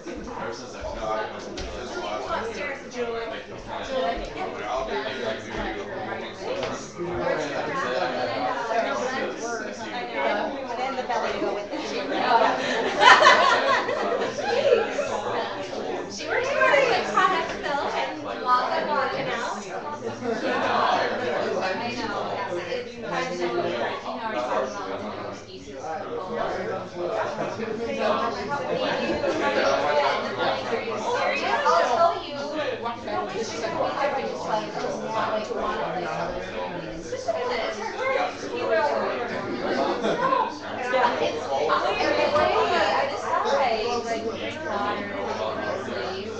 She traveled like 70% of the time for work. Yeah, where am I? I go like which day of the week. I'm like, I don't even guys every morning. Oh, that was nice that you were on the beach the other day. 3 hours, but I also remember that's why it really exists for like 3 hours. Yeah, because I like but you're vitamins and smart. Yeah. Sometimes it's like feel like weird feeling. But it was awesome. I just got on the beach and like 3 hours. Oh my gosh, it was so nice. I just felt like when I flew in a few days ago, I thought that it's not going to be sustenance. And it's such a good place to get dresses for $29. I bought 3 dresses, they were all less than $30. It's cheaper than shirts and shopping tops.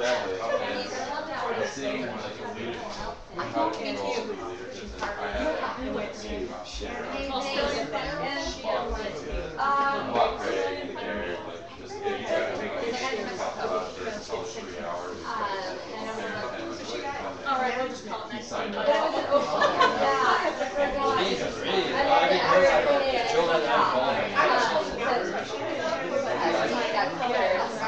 Yeah, I love it.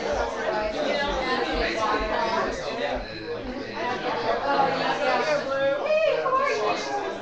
How you doing? No. You're actually after this. He's out.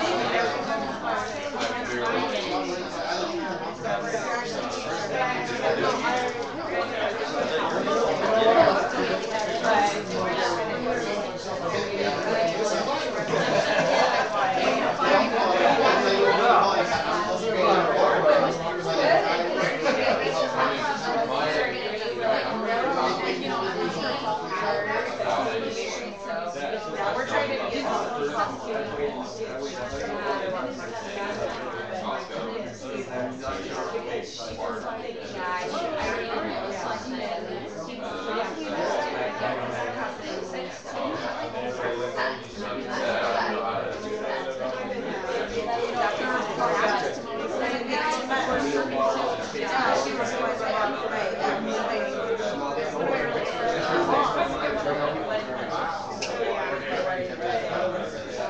Realistically, we might just wait for something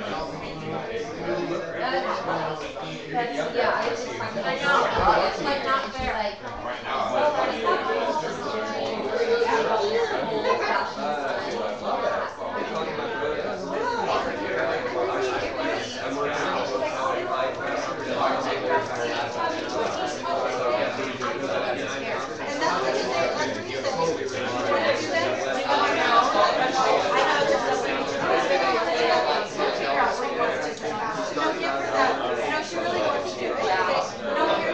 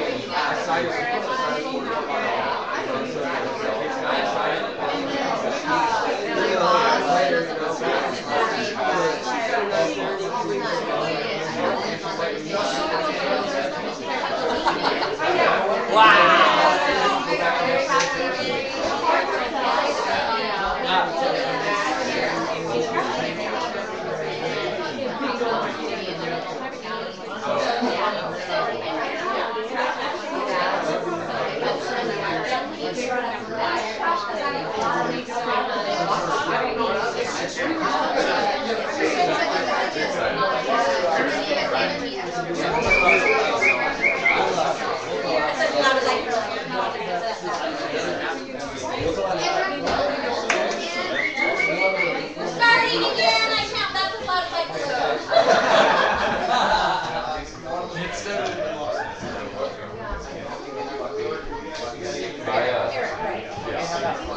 wanted to make sure I'm like, Yeah. See, I need to work on it. I know worse than it.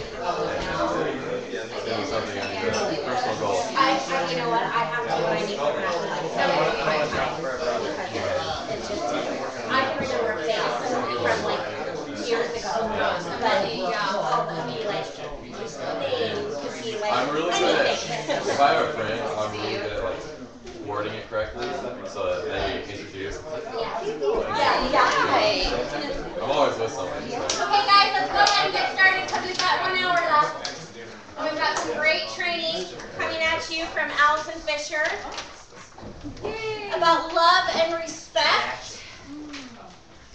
Very exciting. Allison's very excited. Yay! Yes. But before we get with that, I was talking to Eric and he brought up a couple of things that made me think, oh, there's some great training. So instead of just sharing it with just him, thought I'd share it with all of you.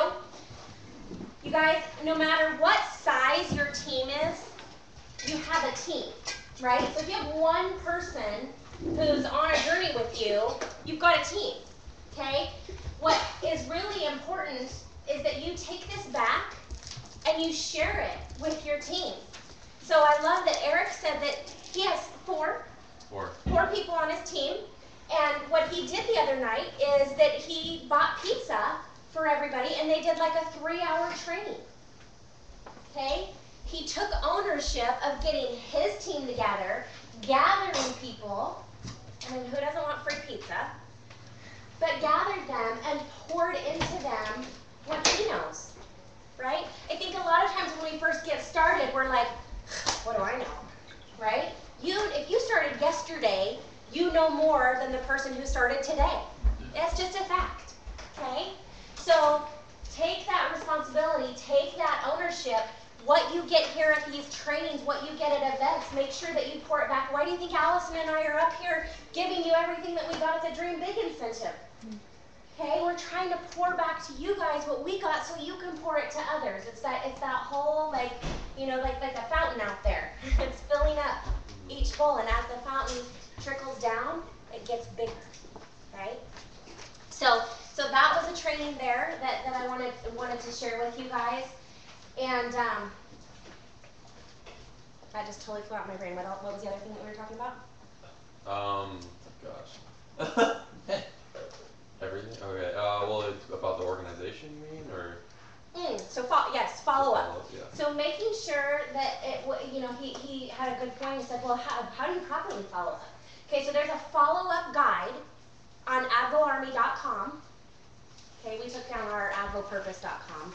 We took that down, but you can still go to advoarmy.com or the team Facebook page. It's in the documents there. And there's an actual 24-day challenge follow-up guide. You should be following up with your people who are on product every 3 days. Okay, it doesn't have to be lengthy conversations, but you just want to check in and see how things are going. Because if you don't, you might miss the wow factor.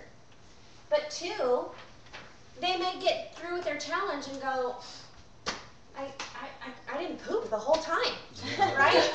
and you're like, what? Listen, we all talk about poop. It's just part of it. But that's one of our biggest things. But if you're not calling and following up with somebody, I don't know about you guys, putting in my body what's possibly making me not go to the bathroom, right? So those people are going to quit product, and if you're not checking in with them, you don't know, right? And then where did your referral source go, right? So now all of a sudden, that person who they may not be interested in the business, but if you get them good results, they are a referral source for life. We're a referral-based business, okay? So getting someone good results isn't just about getting somebody good results, it's also seed for your business.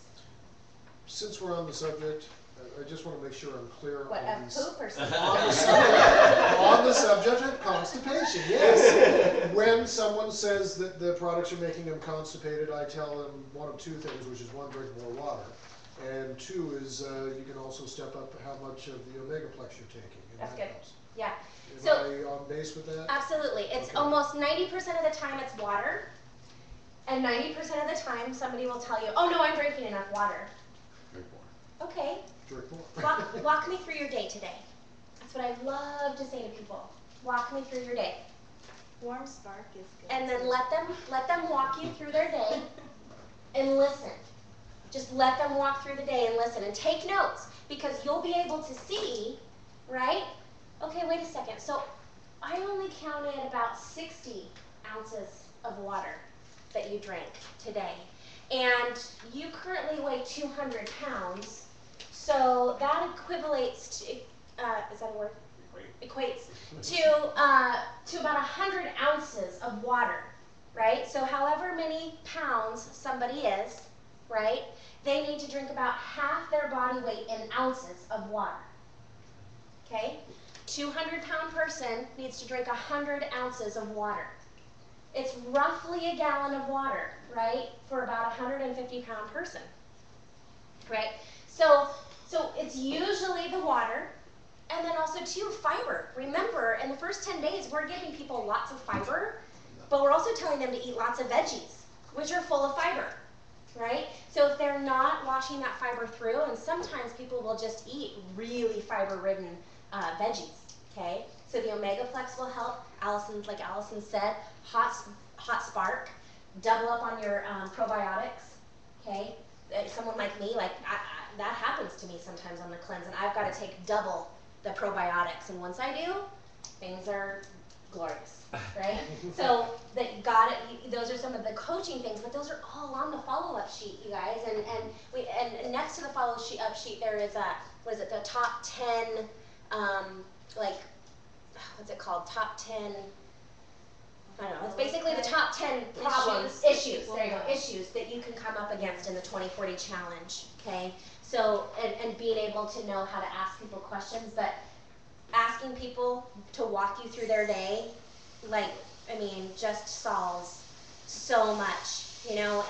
And sometimes you do. Sometimes you have to ask people, like when they say, well, I'm going to the bathroom. Okay. Well, I need to ask you, what does that look like, right? And I'm sorry, but you guys, there's some people who are pooping and they're like rabbit turds, and that's not healthy, right? So that's a direct sign of not enough water, right? So if I also know what your bowel movement looks like, I'm sorry, but I'm helping you get well, and if I know what that looks like, I can help you knowing what product that is, right? So. And it's always a good thing, no matter what's going on. Oh, that's great. That means you're Yes. pushing everything Yep. out. Yes. Or that's okay. You know what? That just means you got a lot of junk, you know. And it's like learn that from Ian. Like no matter what. Oh, good. That just means we're getting rid of a lot of junk. Yep. That's great. Okay. That's great. Yeah, that's great. Mine- Before we move on, I've come into a couple clients that have bought the product and stuff, but they're like, I really just don't want you to call me. I don't want to be coached. I don't want to do anything. What is a better way to encourage them? Like, I need to help you do this because you're doing it on your own. Really, you're probably not going to get the results that you're hoping to get. Yeah. And they're like, nope, I don't want you to call me. Just don't. And how do you? Yeah.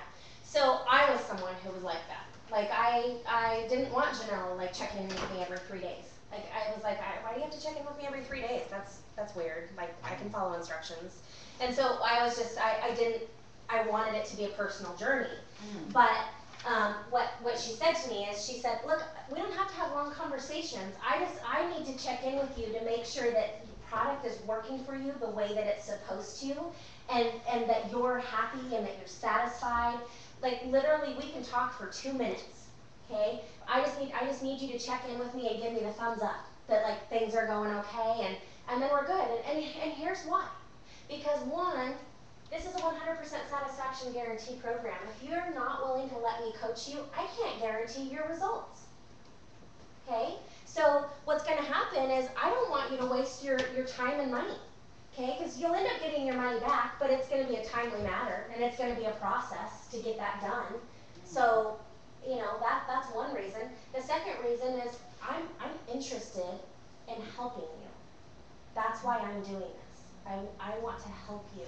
And the way that I can help you is by helping you get results. Now, if they don't want to take your coaching, some people just won't take your coaching, but usually those people come back and they're like, oh, I lost 8 pounds, and you know, I thought I'd lose more, and I didn't feel very good, and you're like, okay, well, that's exactly why I wanted to chat with you in this, and you know, and wanted to help you. So, but you can't make people do things, right? I'm going to go back to 2 things, but first, the thing I would say to people is I'm here to ensure your success. And so that, you know, the word success helps people a lot of times. And then the second thing is after that, you can just leave it. If they still don't want it, then open book. If you have a problem, then just know that you can call me. Always leave them with, they still have the option to call you. And then as far as the follow-up thing, especially on the cleanse, 7 days in, it's too late to be following up. People are going to experience constipation after the 2nd and 3rd day, so you need to be checking in on that 3rd day. When she said every 3 days, that's the most important thing. I've had 2 different people, one person on the cleanse say, hey, I'm constipated, 3 days in, cool, increase your water, good. The next day, they lost, and then the next like 2 days, they lost like 7 pounds, because it was just there. Right. Next person, I didn't even find out they were having problems until like day 7 or 8, and they were already, as far as their mental mindset, done with it. And oh yeah, after I increased the water, I lost a couple more pounds in like 2 days. And that was the beginning of failure when I checked in and when I didn't. So. Yeah. I was just going to ask, in answer to her situation with somebody, would it be a good option to say, well, can I communicate with you via text or via email, or you know, or Facebook message, or something like that? Yeah, I understand if you're too busy to get on the phone, but can you at least give me the thumbs up via text, or you know, I just, for like Michael said, to ensure your success, I gotta know how things are going for you, because everybody is different. There's I had a friend, Tyler Valdez, that I sold him a 24-day challenge, and I didn't check in with, I showed him everything that he needed to the first day when he got his everything, and then I didn't check in for 5 days, and he texted me, he's like, this thing isn't really working very well. I said, well, why, what's up? It's like, well, I'm not going to the bathroom at all. I'm like, okay. I told him what I already knew, just drink lots of water. So then every day I'd kind of check up with him, and then I was like, okay, well, let's go work out. Let's go, because that's what I would do with him. And he, then we started working out. Then I went over to his house. I showed him how to cook chicken the best way, because that's what he really liked. And like I was like, this is what you want to eat. This is everything. And I've kind of already touched that with him. And then like I checked back every once in a while. And after the 24 days, he had lost 28 pounds. And like he actually bought one for his girlfriend then. And then he still takes it too. So it works. Yeah, there you go. Yeah, absolutely. Following up with people again, and the other reason why we follow up is you just say, look, I'm not here to just sell you something, right? If I didn't follow up with you, that would be me just selling you something and walking away. I mean, what's the difference between you just buying it off someone's shelf at their gym, or me? Well, the difference between that and me is that I'm your friend, and I'm personally invested in your success. I want to see you have the results that you deserve. Okay, so anyways, moving on. Allison is going to talk about love and respect. Go ahead. I'm trying to find my notes. Okay. So that was one thing that we had covered in Tahoe. If any of you guys read that book before, this is one that you should definitely read, whether or not you're married or in a relationship right now. This is good for when you are, and there's actually a workbook that goes along with it. But what it talks about is It's Look, just and it's how, by Dr. Emerson. Oh. So it's just about how men and women are different, basically. And they did a breakout session with Shauna Danberg, Janelle, and Tiffany Cummings, and they talked about that worksheet that you got. This is something that you can kind of do at home, but what they talked about is the crazy cycle. And they just talked about, you know, without love, a woman does not respect, and then without respect, the man does not show love. And so it just is a cycle that goes over and over and over again. And, you know, doing the business with your partner can be challenging sometimes. And, you know, because we do have different strengths. And my husband and I think on this Strengths Finders test, we had one that was in common, but most of them were very, very different, very opposite. So in the beginning with the business, it was kind of hard because he's the outgoing person that puts himself out there. He gets a lot of energy. He's like a total extrovert, and I'm more of an introvert. Like, I'm just quieter, I'm shyer, but I'm kind of growing out of that. But in the beginning, it was hard for him to, I think, understand why I couldn't just get up and get in front of a group of people and why it wasn't more natural. But anyhow, we've grown a lot, and you do that when you have business together. You find out what your strengths and weaknesses are. So anyhow, one thing that they talked about is getting a board of counsels, and having basically a board of people that you refer to, like someone that you know that's really great with finances, someone that's been married a long time, someone that you can look up to spiritually, and having kind of that board of counsels to help you along the way in your relationship. And I thought I was going to go over the other worksheet. Oh, okay, sorry. Okay, so going back to the crazy cycle, the only way to stop it is to identify it and then change it, right? So some of you are single, okay, and I want to be clear about that. What's good about this training is that for future relationships, or also too that you understand where people on your team might be at, because, and the reason why this love and respect came up so importantly at the leadership training is because, like Allison said, we do work together. And some of us have significant others that are doing this business with us, and some of them that are just, you know, on the side. And, you know, like Allison said, that the great thing about this journey is that we get to grow together as couples. I remember when Ian and I first started our journey, and we're a lot alike. I mean, we have 3 of the same 5 strengths, and our disc training is almost exactly the same. I mean, so we're a lot alike. So we're different than Jeff and Allison. They're complete opposites, and Ian and I are very much alike. And so, but we're also different. We're also our own people. And I remember when we very first started that I like to be coached one way, but not by my husband. Right? So it was okay for Janelle to give me a little kick in the hiney, but it was not okay for my husband to give me a kick in the hiney. And I remember saying to him in the beginning, if you don't stop, I quit. I quit. It's all yours. You do it. I quit my purpose. I quit everything because I can't handle you being my boss. I don't want my husband to be my boss. And my husband, being as amazing and wonderful and loving as he is, and just, you know, wanting this and seeing this a little bit more than I had, because I hadn't gone to success school yet or anything, and he said, okay, well, how can I coach you? You know, what do you need me to do? You know, how can I best motivate you and talk to you about this?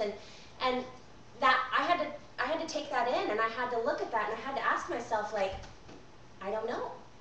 I just know that I don't like how you're doing it, but I actually don't know how I need it. And all he was watching his way, and I thought that's how you like to be coached. You said you like to be like, you know, kicked in the rear, and you know, and I was like, yeah, but not by you. Like you're not the boss of me, you know.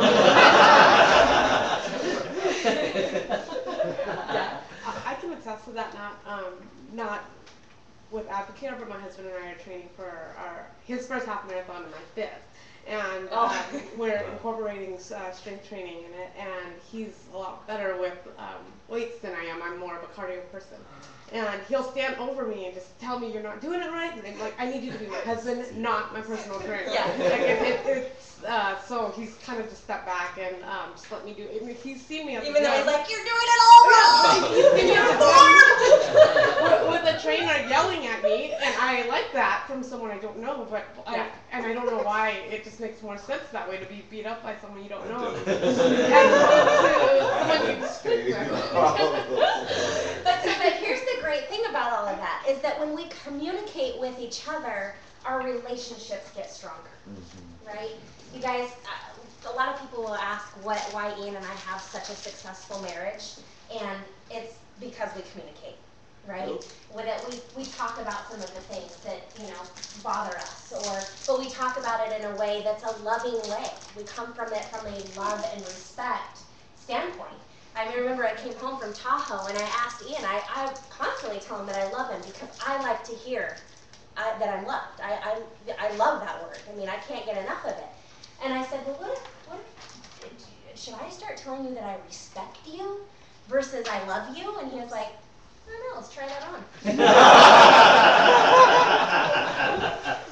Yep, that works. Yeah. That works. Right? But here's the thing, as a man wants to be respected because a man there's that leadership, the king, right? That you know, he wants to be seen as that the wife is respecting, not that she's serving of him, but that he is her king, right? And that she respects him, and that's how she loves him. And so, how do we respect our significant other if we're a woman? Remember, the woman is respecting. Don't worry, we'll get to the love part. But the woman, through words, okay, we speak life or death with our tongue, right? And you guys, and that's so key, right, to how we're talking to anybody, but especially our significant other. And it's easy to, I guess, kind of let down our guard when we're talking to our significant other because they're like, oh, they know my heart, right? And then you're speaking to them, but sometimes what we're speaking to them, we're speaking death into them and into our relationship by what our words are. And so we need to be speaking honor. We need to be speaking respect. We need to tell them that they're doing a good job, right? And more importantly, that's how we need to be speaking about them when we're talking to other people. And when we're sharing our story. And when we're sharing our story, when we're up on stage or at a mixer. I came home the other day and I told Ian, I said, there was a lady in Peyton's class that I don't know her very well. I just had overheard her talking to some other people, and in that conversation, she was talking very illy of her husband, and she was saying things like, oh, if he just stays good at what he's at and lets me be good at what I'm at, we're fine. Like, you know, and she was just, and I just kept like cringing, thinking like, she's just speaking death over her husband to other people, right? And then her and I were talking, and she was saying the same things to me, and it was interesting because you could tell she wanted me to join in, right? Of like, oh, my husband too, you know, because that's what people do a lot of times, like to make other people feel comfortable. And I was like, I'm not going there. My husband's great. Like I love my husband. I respect him. And I asked Ian. I said I felt like I should have said something, but you kind of are like, you know. I mean, the only thing I could think to say is like, wow, you need to respect your husband more. Like I could tell that the way she was talking about him, that was not a good marriage. Right? I mean, that was what she was telling everybody basically with how she was speaking. right? And we hear sometimes that people share their stories and they're like, well, my husband, I mean, like, he's totally not on board. He's not doing this at all, and you know, he's at home, and you know, it's me to do this by myself, and it's like, where is the respect for your husband in speaking to people like that? Would you speak to him like that if he was standing right next to you? You know, I thought about that lady, was it yesterday? No, field day, Wednesday. That she, I thought, would you like speak to about your husband if he was standing right here? I mean, I felt sorry for her husband, and I felt uncomfortable for their marriage, overhearing it and having her talk directly to me. You know what, Allison? I bet you would. I bet you would talk about him with him standing right next to you. Probably. Because I've seen that, and it's amazing to me when I see a husband or a wife talking disrespectfully of the other, and they do it in front of the other, and the other one sometimes just laughs and goes, Or they do it in front of their children. or in front of their children. I find it utterly revolting. So just real quick, because complaining is probably my biggest pet peeve. I don't know why. I don't do it. I don't like it when people do it. So I've gotten really good at saying, so what's the best part of your day? What happened today? It was just the best part. Yeah, that's good. And they just instantly they'll think about it, and then all of a sudden all they're talking about is all the good things. And even with husbands, you know, just feel like, well, what do you love about him? I mean, what makes him amazing? Why'd you marry him? You know, Yeah. and it just changes their mindset really quick, and they don't even realize you did it. Yeah. But it's That's really, good. it's That's really good, cool. Billy. Yeah. That is good, because I actually ended up walking away. Yeah. I was like, it's vital, right? Like, Yeah. where you're like, I feel violated, and I'm not even like part of what your circle is, but I feel like I got brought in. Yeah. So I just found a way to like walk away from her and Yeah. like not be near her the rest of the day. Yeah. So, but I wanted to use that example because how can we show our significant other that we respect them? So men want to stand shoulder to shoulder, right? So, and sometimes they want to do it without talking, right? Men, can I get an amen on that? Most right? of the time. Like sometimes you're like, look, I just, baby, I'm good if you just sit right here and you don't say anything at all. Like, right? What's that? When you say nothing at all. Oh yeah. Bring it down, Allison. So how can you do that? You can watch TV together. You can just be in the car together. You can let him talk first, right? Jenny did a good job of describing this, where she said, Bob and I are so different because she said, I'm always really excited about things, and I just want to come home and be like, Bob, guess what happened?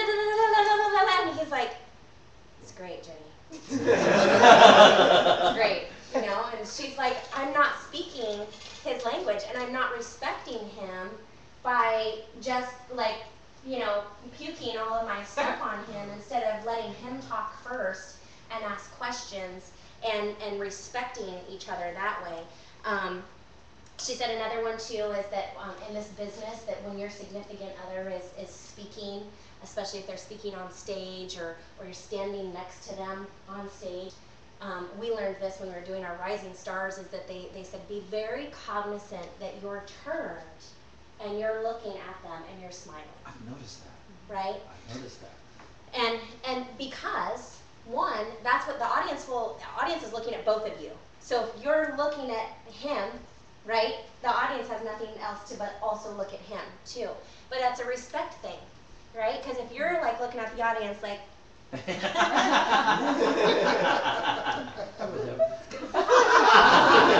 right? Guess who they're watching, right? So they're like, oh wait, okay, attention taken off of the person who's speaking, and so showing that in the respect. Ruby Boot Camp thing, like the Ruby Boot Camp, just the videos that we watched and stuff. Like every time Bob or Jenny would talk, the other one would Look, yeah. like not. I'm thinking, okay, I want to. Okay, so that's where my attention did. It totally did go to that. Yep, yep. And smiling. The key to motivating your husband is meeting his greatest need. Okay? Now, that's different for, I think a lot of us immediately go to that direction. But love languages are very powerful. Have any of you taken the love language test? Mm-hmm. Okay, it's free. Okay, you can do it online. And it's free, and I recommend you take it. Even if you're not in a relationship, take it for yourself so you know what your love language is. But it's more powerful to also know, like, I know that my husband's *1 language is words, right? Words of affirmation, right? And mine is physical touch. So how he can best show me he loves me is by massaging my feet, giving me a hug. You know, I like to be touchy-feely. Like, that's how I know someone loves me, right? And Allison's like, it's not my #1.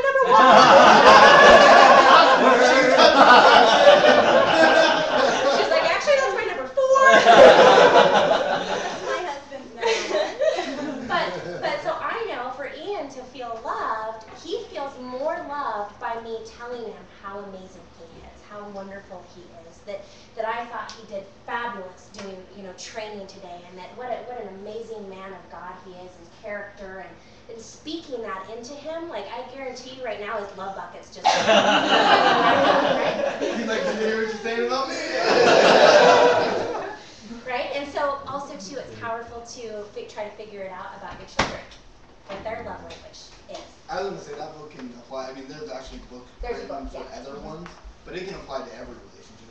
Like knowing how your best friend, the people you spend the most time with, what they respond to, it's the same thing. You can build up any relationship by knowing that they respond differently. Yeah, like Allison's is gifts, right? No. No?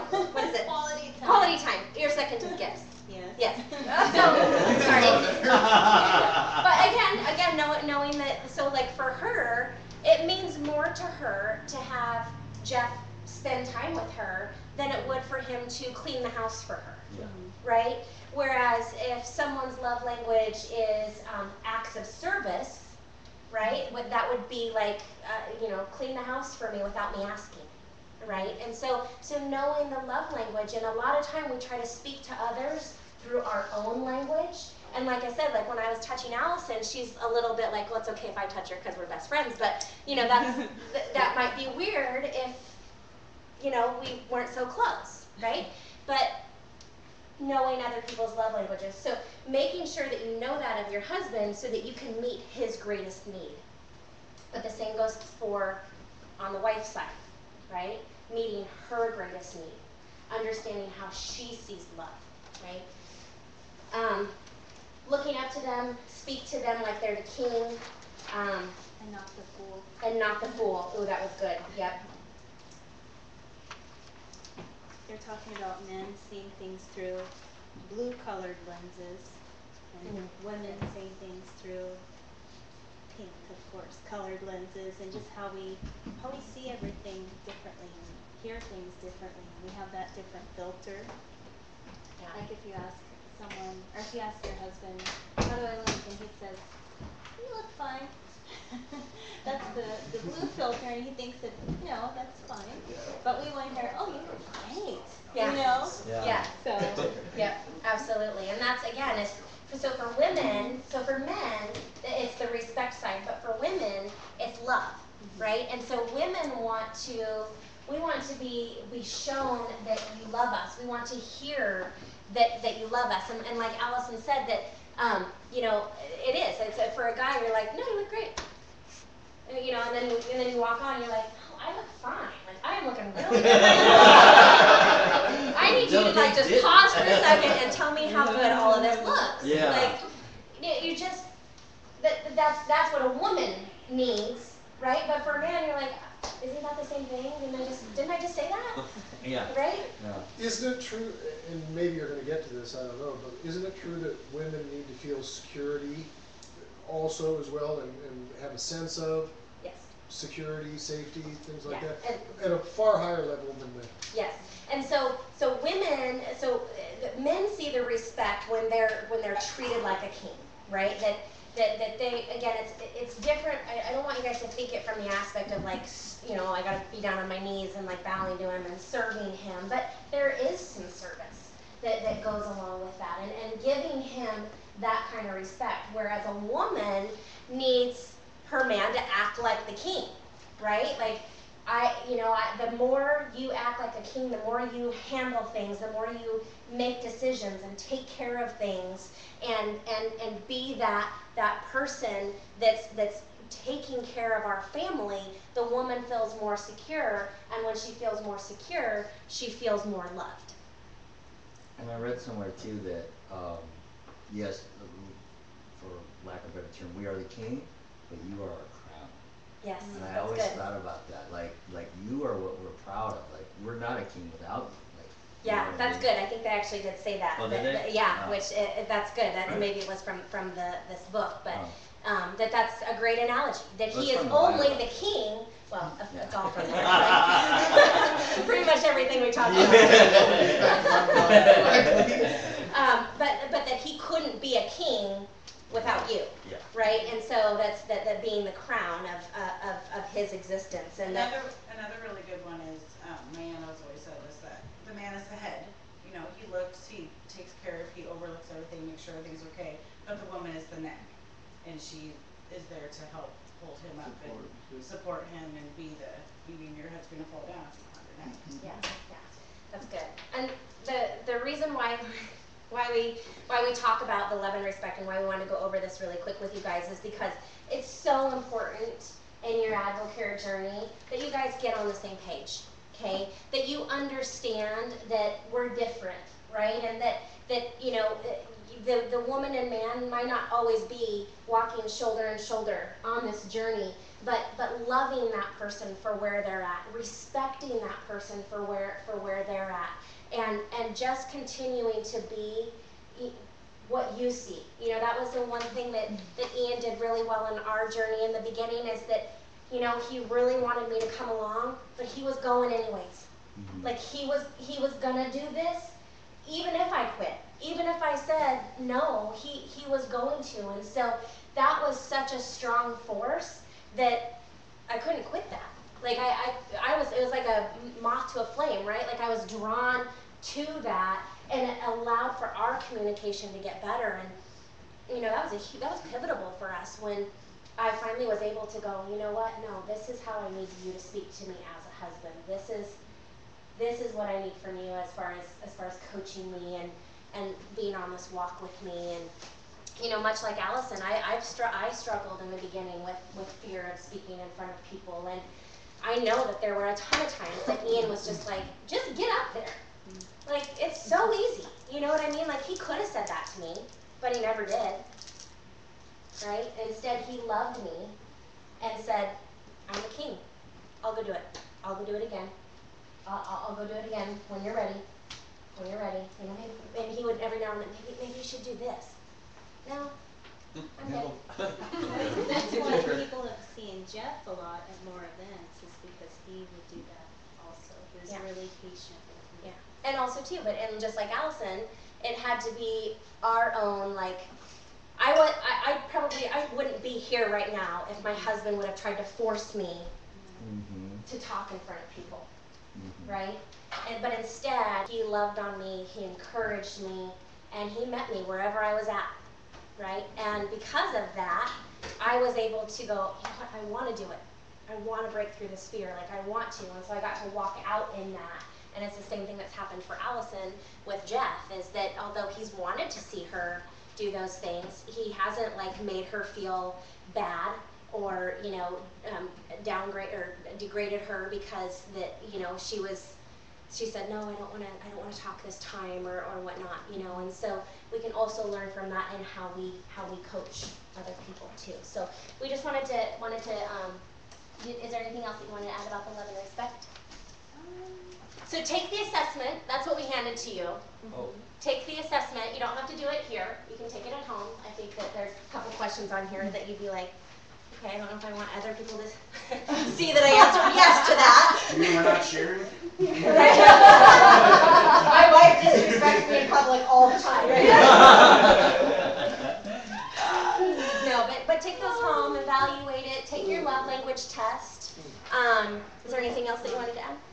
The link is on Focus Forward though. Okay. The love languages. Yeah, thanks for posting that. Good. You're welcome. Is that the one you posted? Yep. Yeah, I love that one. I did it in a hotel room. So I don't know where I was. What's yours? Quality time and acts of service are equal. Cool. Yeah, thanks a lot because they're gone. Yeah. Quality time. Thanks a lot because I was told I'm not allowed. Oh.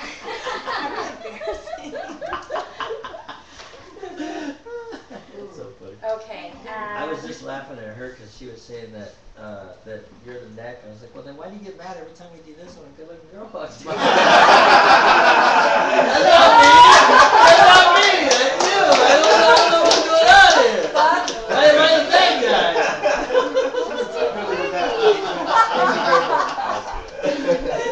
Now we all have an excuse. That wasn't me, honey. That was you. You're the neck. You're the neck. Okay, so real quick, I want to just, because I want to go into defining roles really quick because it leads right off of the love and respect. So when you're working as couples, making sure that you get on the same page and making sure that you celebrate each other's strengths, right?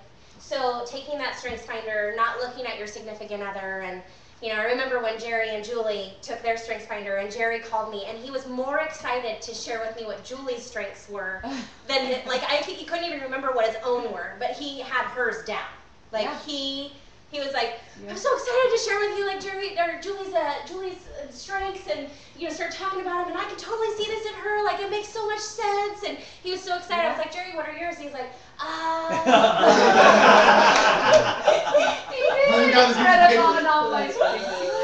you know, so but that's good because you want to celebrate each other's strengths and you want to know better what they're operating in so that when you are doing this together, you know, there's going to be some things. Like, for instance, we know that Ian is a better recruiter. He can, that doesn't mean that it's a weakness of mine. It just means that it's a bigger strength for him than me. But I do a lot of the trainings, I do a lot of the team phone calls because that's my strength, right? And so we try to balance that out. Now, it doesn't mean that Ian, like, he loves to be training you guys and doing that. But we work together to say, okay, over the last 3.5 years, what are you really good at? And what are you really good at that we can make our business be great at? Instead of, well, gosh, you're not good at training, and you're not good at recruiting, and you're not good at this, so, like, I guess I'll do it all. You know, like, let's find what you're good at, let's celebrate that, and let's work together as a team. Okay? And then I love this because this was me. Is just realizing that sometimes your significant other may not be where you're at in this journey, but another diamond said this, and it was exactly how it happened for me. I believed in AdvoCare because I believed in my husband.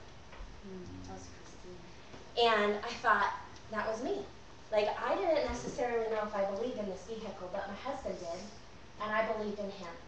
So if you have a significant other that, you know, is not really quite sure that they believe in AdvoCare or they believe in everything yet, ask them, do you believe in me? Okay? That's all you need. That's all I need. What if they say no? Well, then you probably really need this book. I was like, yes, sir. Did counseling classes thing along with it. Yeah. I love this. A divided house cannot stand. How are you treating each other? Make sure that you let go of control. People are not attracted to a controlling environment. And this what goes so key with this is here's like the real nugget of training.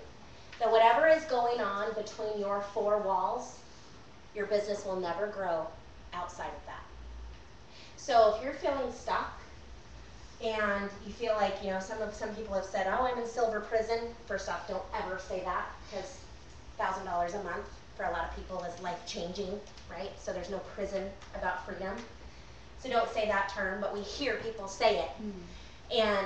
But if you're feeling stuck, you need to look at what's going on between your four walls, whether it's your relationship, whether it's your relationship with yourself, whether it's with your significant other, your children, what's going on in your four walls that is pouring out and not attracting people to come in, okay? So you got it. That's why we're kind of talking about this, is that you got to fix what's in between those four walls for you to start building a team that just really wants to gather, really wants to attract, really wants to be part of that. You got to check yourself, and I know, trust me, I have done it a lot. It is not an easy thing to look at yourself and go, where do I need to grow? Because usually the answer is not pretty, and it hurts. But if you can just get past that and go, okay, you know what? I'm not all that in a bag of chips, and I gotta fix this, you know? And then you grow. And sometimes just accepting it is growth in itself. Can you repeat the actual statement again? A divided house cannot stand. How are you treating each other? Let go of control. People are not attracted to a controlling environment, right? And I loved how they used the zipper example. Think of a zipper. You're one side, they're the other side. And the zipper goes up, right? And when it goes up, it's together, right?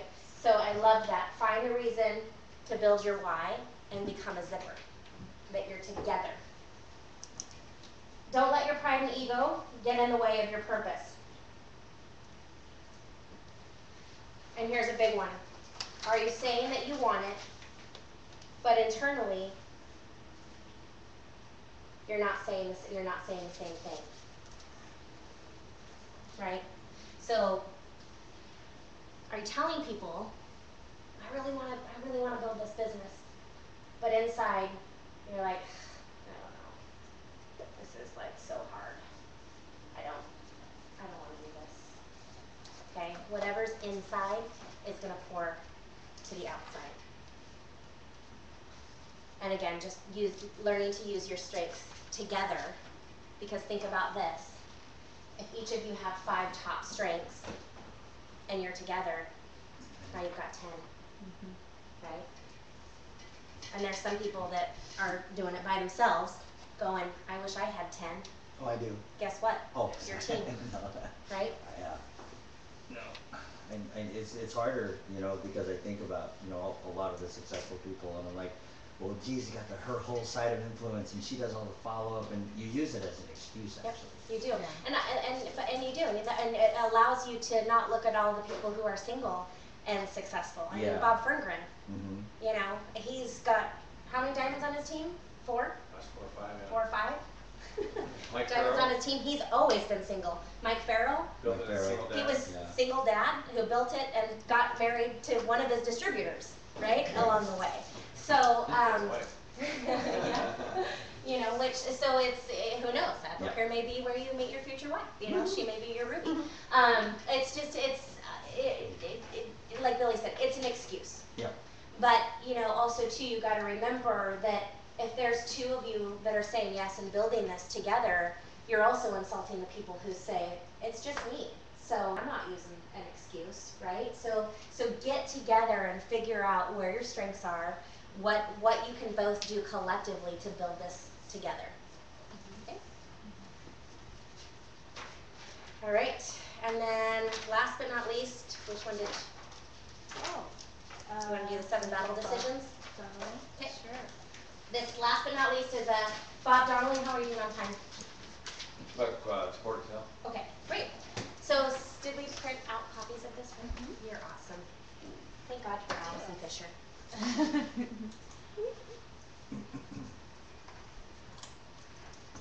Allison's strengths are? Yeah. She's organized and strategic. I'm like, hey, let's wing it. Let's wing it. That's Jeff. Yeah. You know, the funny thing is James is, and we kind of already touched on this months ago when we first started, and I kind of already knew what his acts of service was. It was acts of service, like cleaning the house, doing stuff like that. That to him says, I love you. I'm the polar opposite. Mine's just words of affirmation. Right. So he thinks cleaning the house is saying, I love you. And to me, that's like, you're Everybody not get cleaning the one? house. So it's like, Yeah. so it's kind I of love interesting cleaning the to house. see how Yeah. opposite The we department wanted. how opposite we were. I made sure it was always clean when she got home. Yeah. Okay. Dinner menu. So 7 battle decisions, but here's what you need to recognize. That might not be her love language. Right. I don't think Hers it might is. be like, hey, thanks for making me dinner, but I really just wanted you to like rub my Although, feet. Yeah. Right? Yeah. Yeah, we see a lot. It's funny because I was talking to another couple in Tahoe, and they were speaking love languages, but they were speaking their own. And that was what was going on in our four walls, is why they couldn't quite get some things figured out, is that they're both really, they're like, I'm totally showing her that I love her. I'm like cooking dinner, I'm cleaning the house, and hers is quality time. So she saw as all those things that he was like doing to try to be away from her. Wow. Right? And so she's like, you're not showing me you love me. Like, I just want you to be right here. I could be in a messy house as long as you're just right here. Yeah. Right? So he's like, oh, well, that makes sense. His number one was acts of service. Clean the house again? Right? So now I'm like, okay, so now you need to clean the house, right? For him, so that you can show him that you love him. So it's so cool. Okay, 7 battle decisions every distributor must face. You want to start? Sure. Number 1 is uncertainty.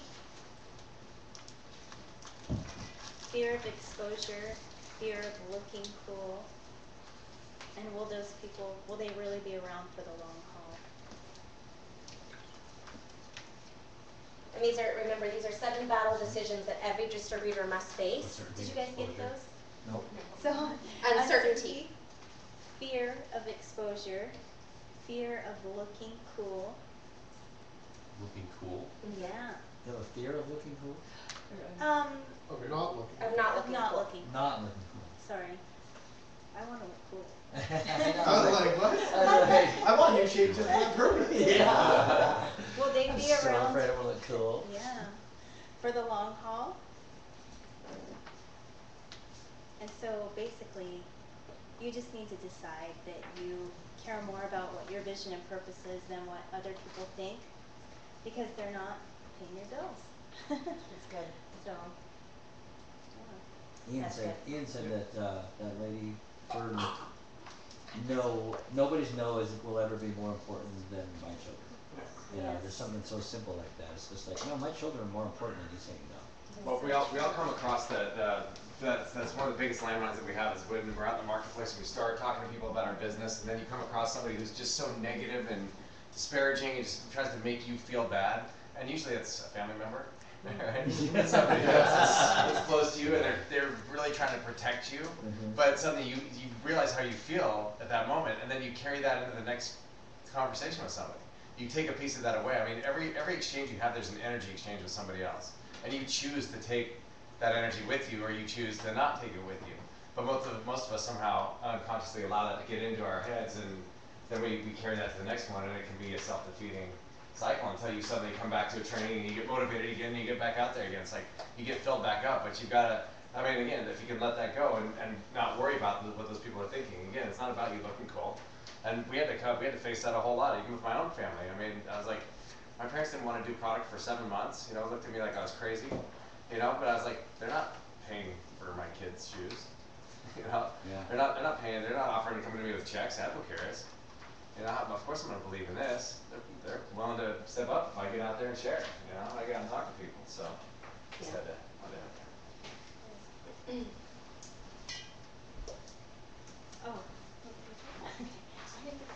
Oh, number 2, rejection.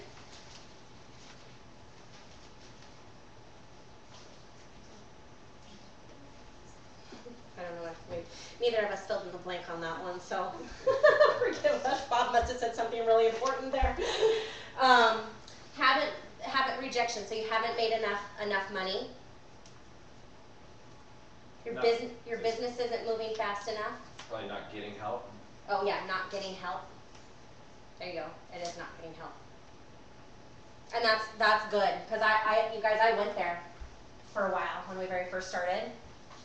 Right? And I'm like, Mike and Janelle aren't coming out to Montana and helping us. Like, why aren't they driving out here? At one point, Wayne actually drove right by our house and didn't stop. And we were like, oh, they didn't even, like, stop to see us, and they've earned 3 rookie bonuses. Like, you know? But again, were we going to let that stop our business? Or we were just going to go, it's not Wayne's business. It's Ian and Allison's. Right? You won't have to look very hard to find excuses to quit. Oh, yeah. For anything in life. That's what I mean. If you're looking for it, you'll find it. It's something that Tony Robbins says. Yeah. Business not moving fast enough.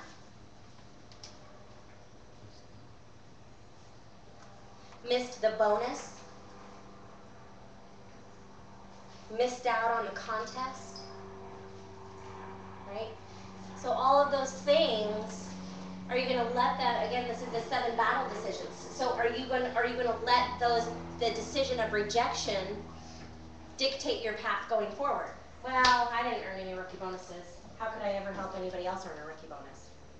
Or you can make the choice to say, I didn't earn a rookie bonus, so now I'm going to really help someone else earn a rookie bonus because I'm going to show them that even though I didn't do it, that they can do it, right? You have a choice. Same thing with the contest. You didn't earn a contest, so what? Shoot for the next one. Now you know what to do differently. Number 3? Number 3, woundings. Huh? Woundings. Woundings. Yes. Lost or stolen recruits.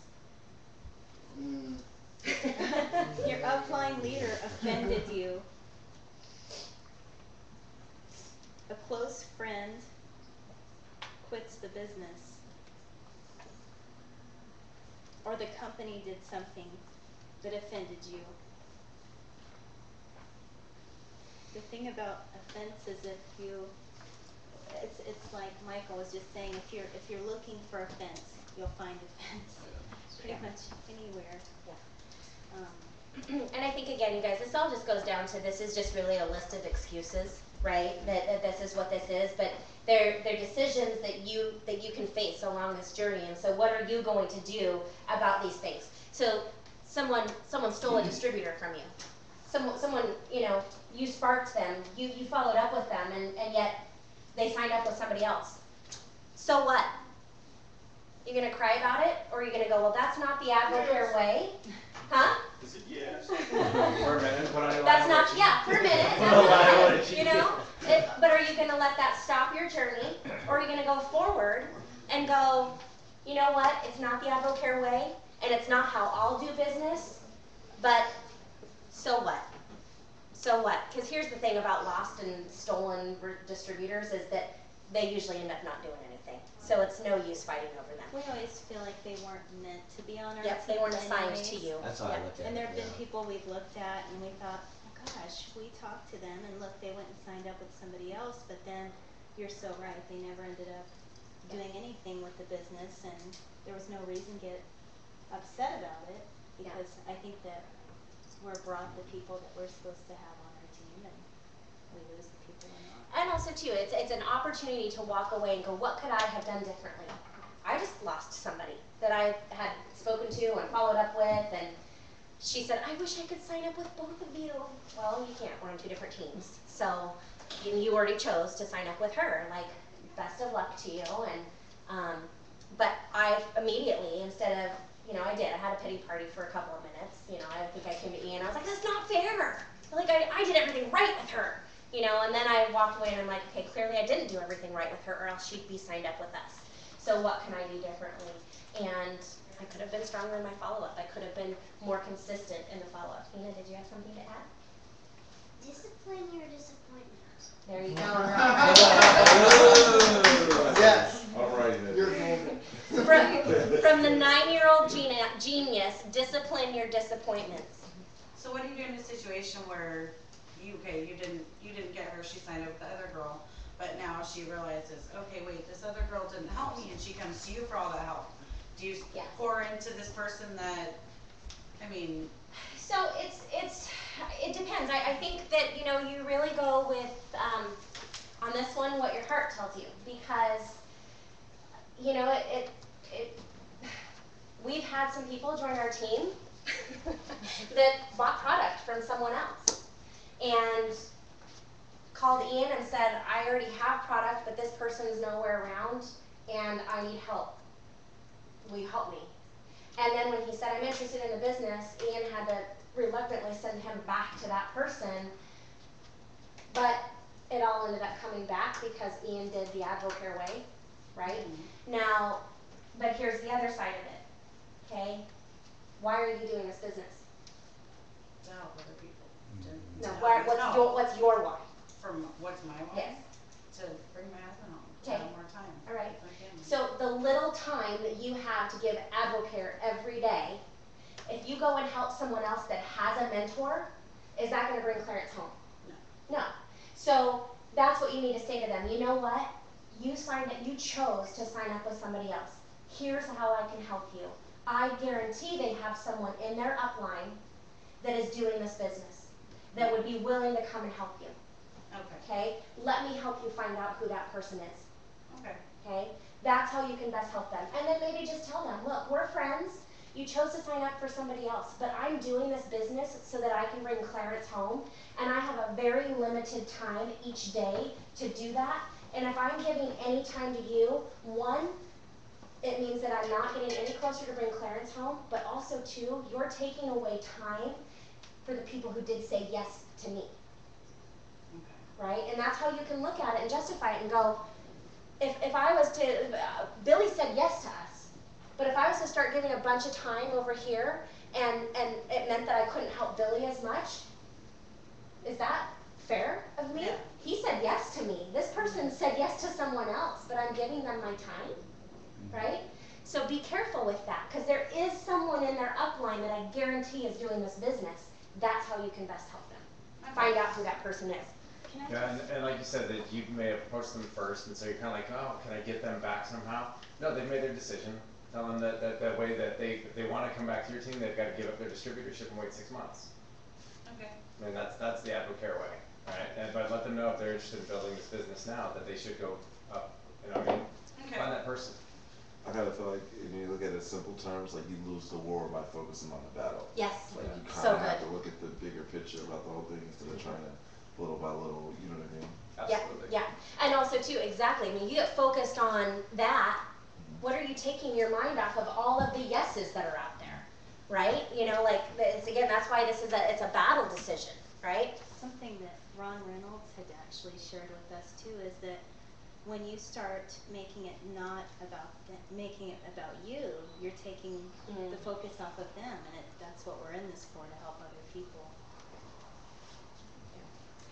Number 4. Complacency, getting a measure of success, and laziness kicks in. Writing the check and the comfort level. Lost sight of the big picture and main goal. And inability to recover from setbacks. And I look at this one this way, you guys. Complacency or comfort is the stealer of all dreams. Right? I'm sorry, can I ask, writing the blank and the blank? The check. And the comfort level. Complacency, getting a measure of major success, and then laziness kicks in, right? So what this is kind of coming down to is that, okay, so you're making $1,000 a month, right? And, or here, I'll use me and Ian, because this came up with another distributor that she said, she's probably watching, but she said, when does it ever end? I mean, even you guys still seem like you're working all the time. And he was like, you really don't know what a day looks like in our life, do you? But here's the thing, is that whether we work or not, we will likely make $20,000 to $25,000 to $30,000 this month. Whether we actually go out and work AdvoCare, okay? That's how large the team is. That's the residual income that's coming in. But we have a choice. We have a choice to be complacent and comfortable with that, or we have a choice to say, we did this for something greater than that. We have a bigger so that than what that provides for us, right? And so that bigger purpose has to be bigger than whatever your comfort is. And trust me, we were comfortable. Remember, we were at 3-star gold for 11 months because Allison was comfortable being a stay-at-home mom earning $5,000 a month. That was really comfortable, and we stayed right there for 11 months. But who it wasn't comfortable for is my family and our team. right? Because I was getting what I wanted, but I wasn't helping anybody else get what they wanted, right? So are you going to stay comfortable, or are you going to stay complacent, or are you going to look at the bigger picture, and are you going to look at the main goal of transforming hundreds and thousands of lives, right? And I just look at it, and I, like, you know, like Ian said, I mean, really, if you could look at our day, you wouldn't ever really say that we work that much. I mean, but it might seem like it because you guys still see us doing AdvoCare every day. When the reality of it is that we could go walk away to a beach right now and not do that. But that's not in us. That's not who we are. You all deserve more. Your teams deserve more from you than to be comfortable, than to be complacent. Okay? And please don't mistake us posting on our team sites as work. That's not work. No. You guys actually, half the time, it's Ashley posting, but she posts as me. Okay? So that you guys will pay more attention that it's coming from Allison than it is Ashley. Not anymore. But I also think, I mean, it's important. It's important to define, guys. Working AdvoCare is talking to someone. Yeah. It's picking up the phone or sitting in front of somebody eyeball to eyeball and talking about AdvoCare. Right? The rest of it is just busy stuff that occupies your time. I mean, a lot of us get fooled by the fact that we sit in Facebook and we're like, hey, maybe I can look for somebody to talk to. That's not work, right? That's just actually taking your time away from speaking to somebody. So it's important that during your journey that you actually take the time to maybe shut off the computer, pick up your phone and your list, and make those phone calls. Yeah. That's work. Yeah. That moves the ball down the field. That's the only way that you're going to get ahead in this business is by actually speaking to someone. Yeah. Well, and I think a good point to that is maybe use what Billy is doing with the barbecues of saying, well, everybody knows on Facebook that I'm selling barbecues. I hope that somebody comes into Costco today. Or Michael saying, you know, everybody knows that I do advertising and do the photo stuff for the real estate agents, and sure hope somebody, you know, calls me today. I guarantee that your day doesn't look like hoping that someone will call you, right? So if we're not willing to do that in our own jobs, why would we do that in AdvoCare? Right? If you treat AdvoCare like a business, it will pay you like a business.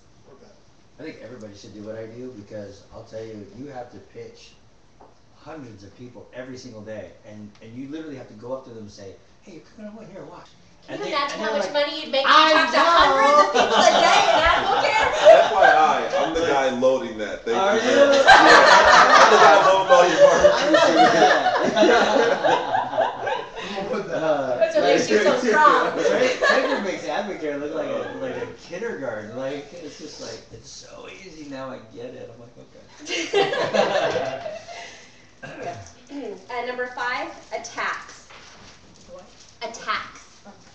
Someone is going to offend you, or wait, so someone is offended by you and your leadership.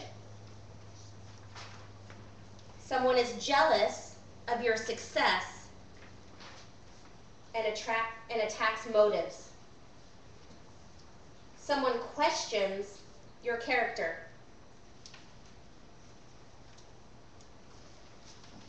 Someone decides to break away from your leadership. And I wrote this in my side notes, that how many lives are going to be affected by you taking offense, right? So if I take offense to any of those things and it stops me, how many lives are being affected in the future by me having stopped? Like, attacks are going to happen, right? You're going to be, someone's going to offend you, right? Like, your mentor may say something to you that you're like, ooh, I didn't like that. I didn't like the way they said that, right? We're human, right? Someone, or maybe even you, may become jealous of someone else. You may go, and I'm using this as an example because I did this, but you may look at someone else and go, why are they having that kind of success? I mean, I'm doing more than they're doing. I'm better than them. I actually said that. Not to people, but to myself, right? And guess what? We weren't getting a lot of people that were attracted to us at that time, because that's who I was. And we were in that, like, being stuck point because I was comfortable and I was jealous, right? And I was bitter, and I was looking at everybody else like it was all their fault, when really it was me. Number 6. Time management. I didn't get one. Keep things in perspective. Law of averages. Sorry. Sticking to the fundamentals.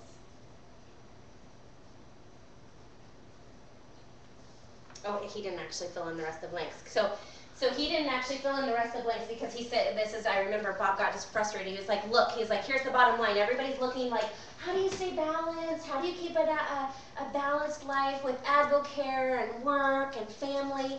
There is no balance. Life is never balanced, right? So let's just like kind of get that out of the way, that there's always going to be something that's consuming more of you at different times in your life, right? And it's how you respond to that versus trying to always stay, well, I'm balanced. And again, I was stuck there. Like I know, you guys, I've been attacked by all of these. I've had all these battle decisions, and some of them I've stayed in. But you know, here's the one. Like I lived in that for like, well, Ian, like, I mean, we went to a mixer last night. Like we've got to have family time. He's like, family time's coming, right? I'm going to a mixer, you know. And then I'd be mad. Well, you're at work all day. Like, where's the balance in that? Like, AdvoCare's getting all of your time, and you know what I mean? Like, that was who I was when all I kept forgetting about is why. What our purpose was, right? And so don't let that be you. Don't get caught up in the trying to balance. You said find work and sacrifice for family time. What is that? Work and sacrifice for family time. There you go. Work and sacrifice for family time. What do you do? AdvoCare. Champion right there. Find joy in the unbalanced. Learn to eliminate distractions. Is that Where 7? are you? We're just talking about number 6, but Yeah. we're not filling in the The end of number 6 was eliminate distractions. And here's why. Again, if you're trying to focus on balance, you're trying to focus on all of these different things, guess what you're not focusing on, right? The price, the purpose, the why. So when you're focused on that, it's almost like having your armor on, right? When you've got your armor on, like, all the stuff can come at you, but, you know, it's just, okay, I'm gonna keep going and keep walking through it because I got my armor on. My armor of purpose. My so that is my armor. And I've got that on, and I'm not going to forget it. My mentor's not going to let me forget it because I've shared it with them. So I'm going to be able to walk through all of these battle decisions. I don't know why, but that reminded me of Winston Churchill. He said, when walking through hell, keep walking. There you go. What are you going to do? Just stand there and burn? Yeah.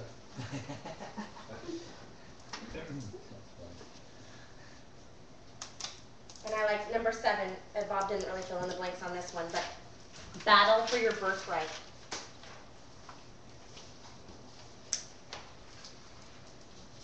And here's what that means, is that you will come across some people who will knock you down, who will tell you that you're just involved in one of those things, right? You're going to hear it all. If you're talking to enough people, you should hear it, right? If you don't hear it, you haven't talked to enough people.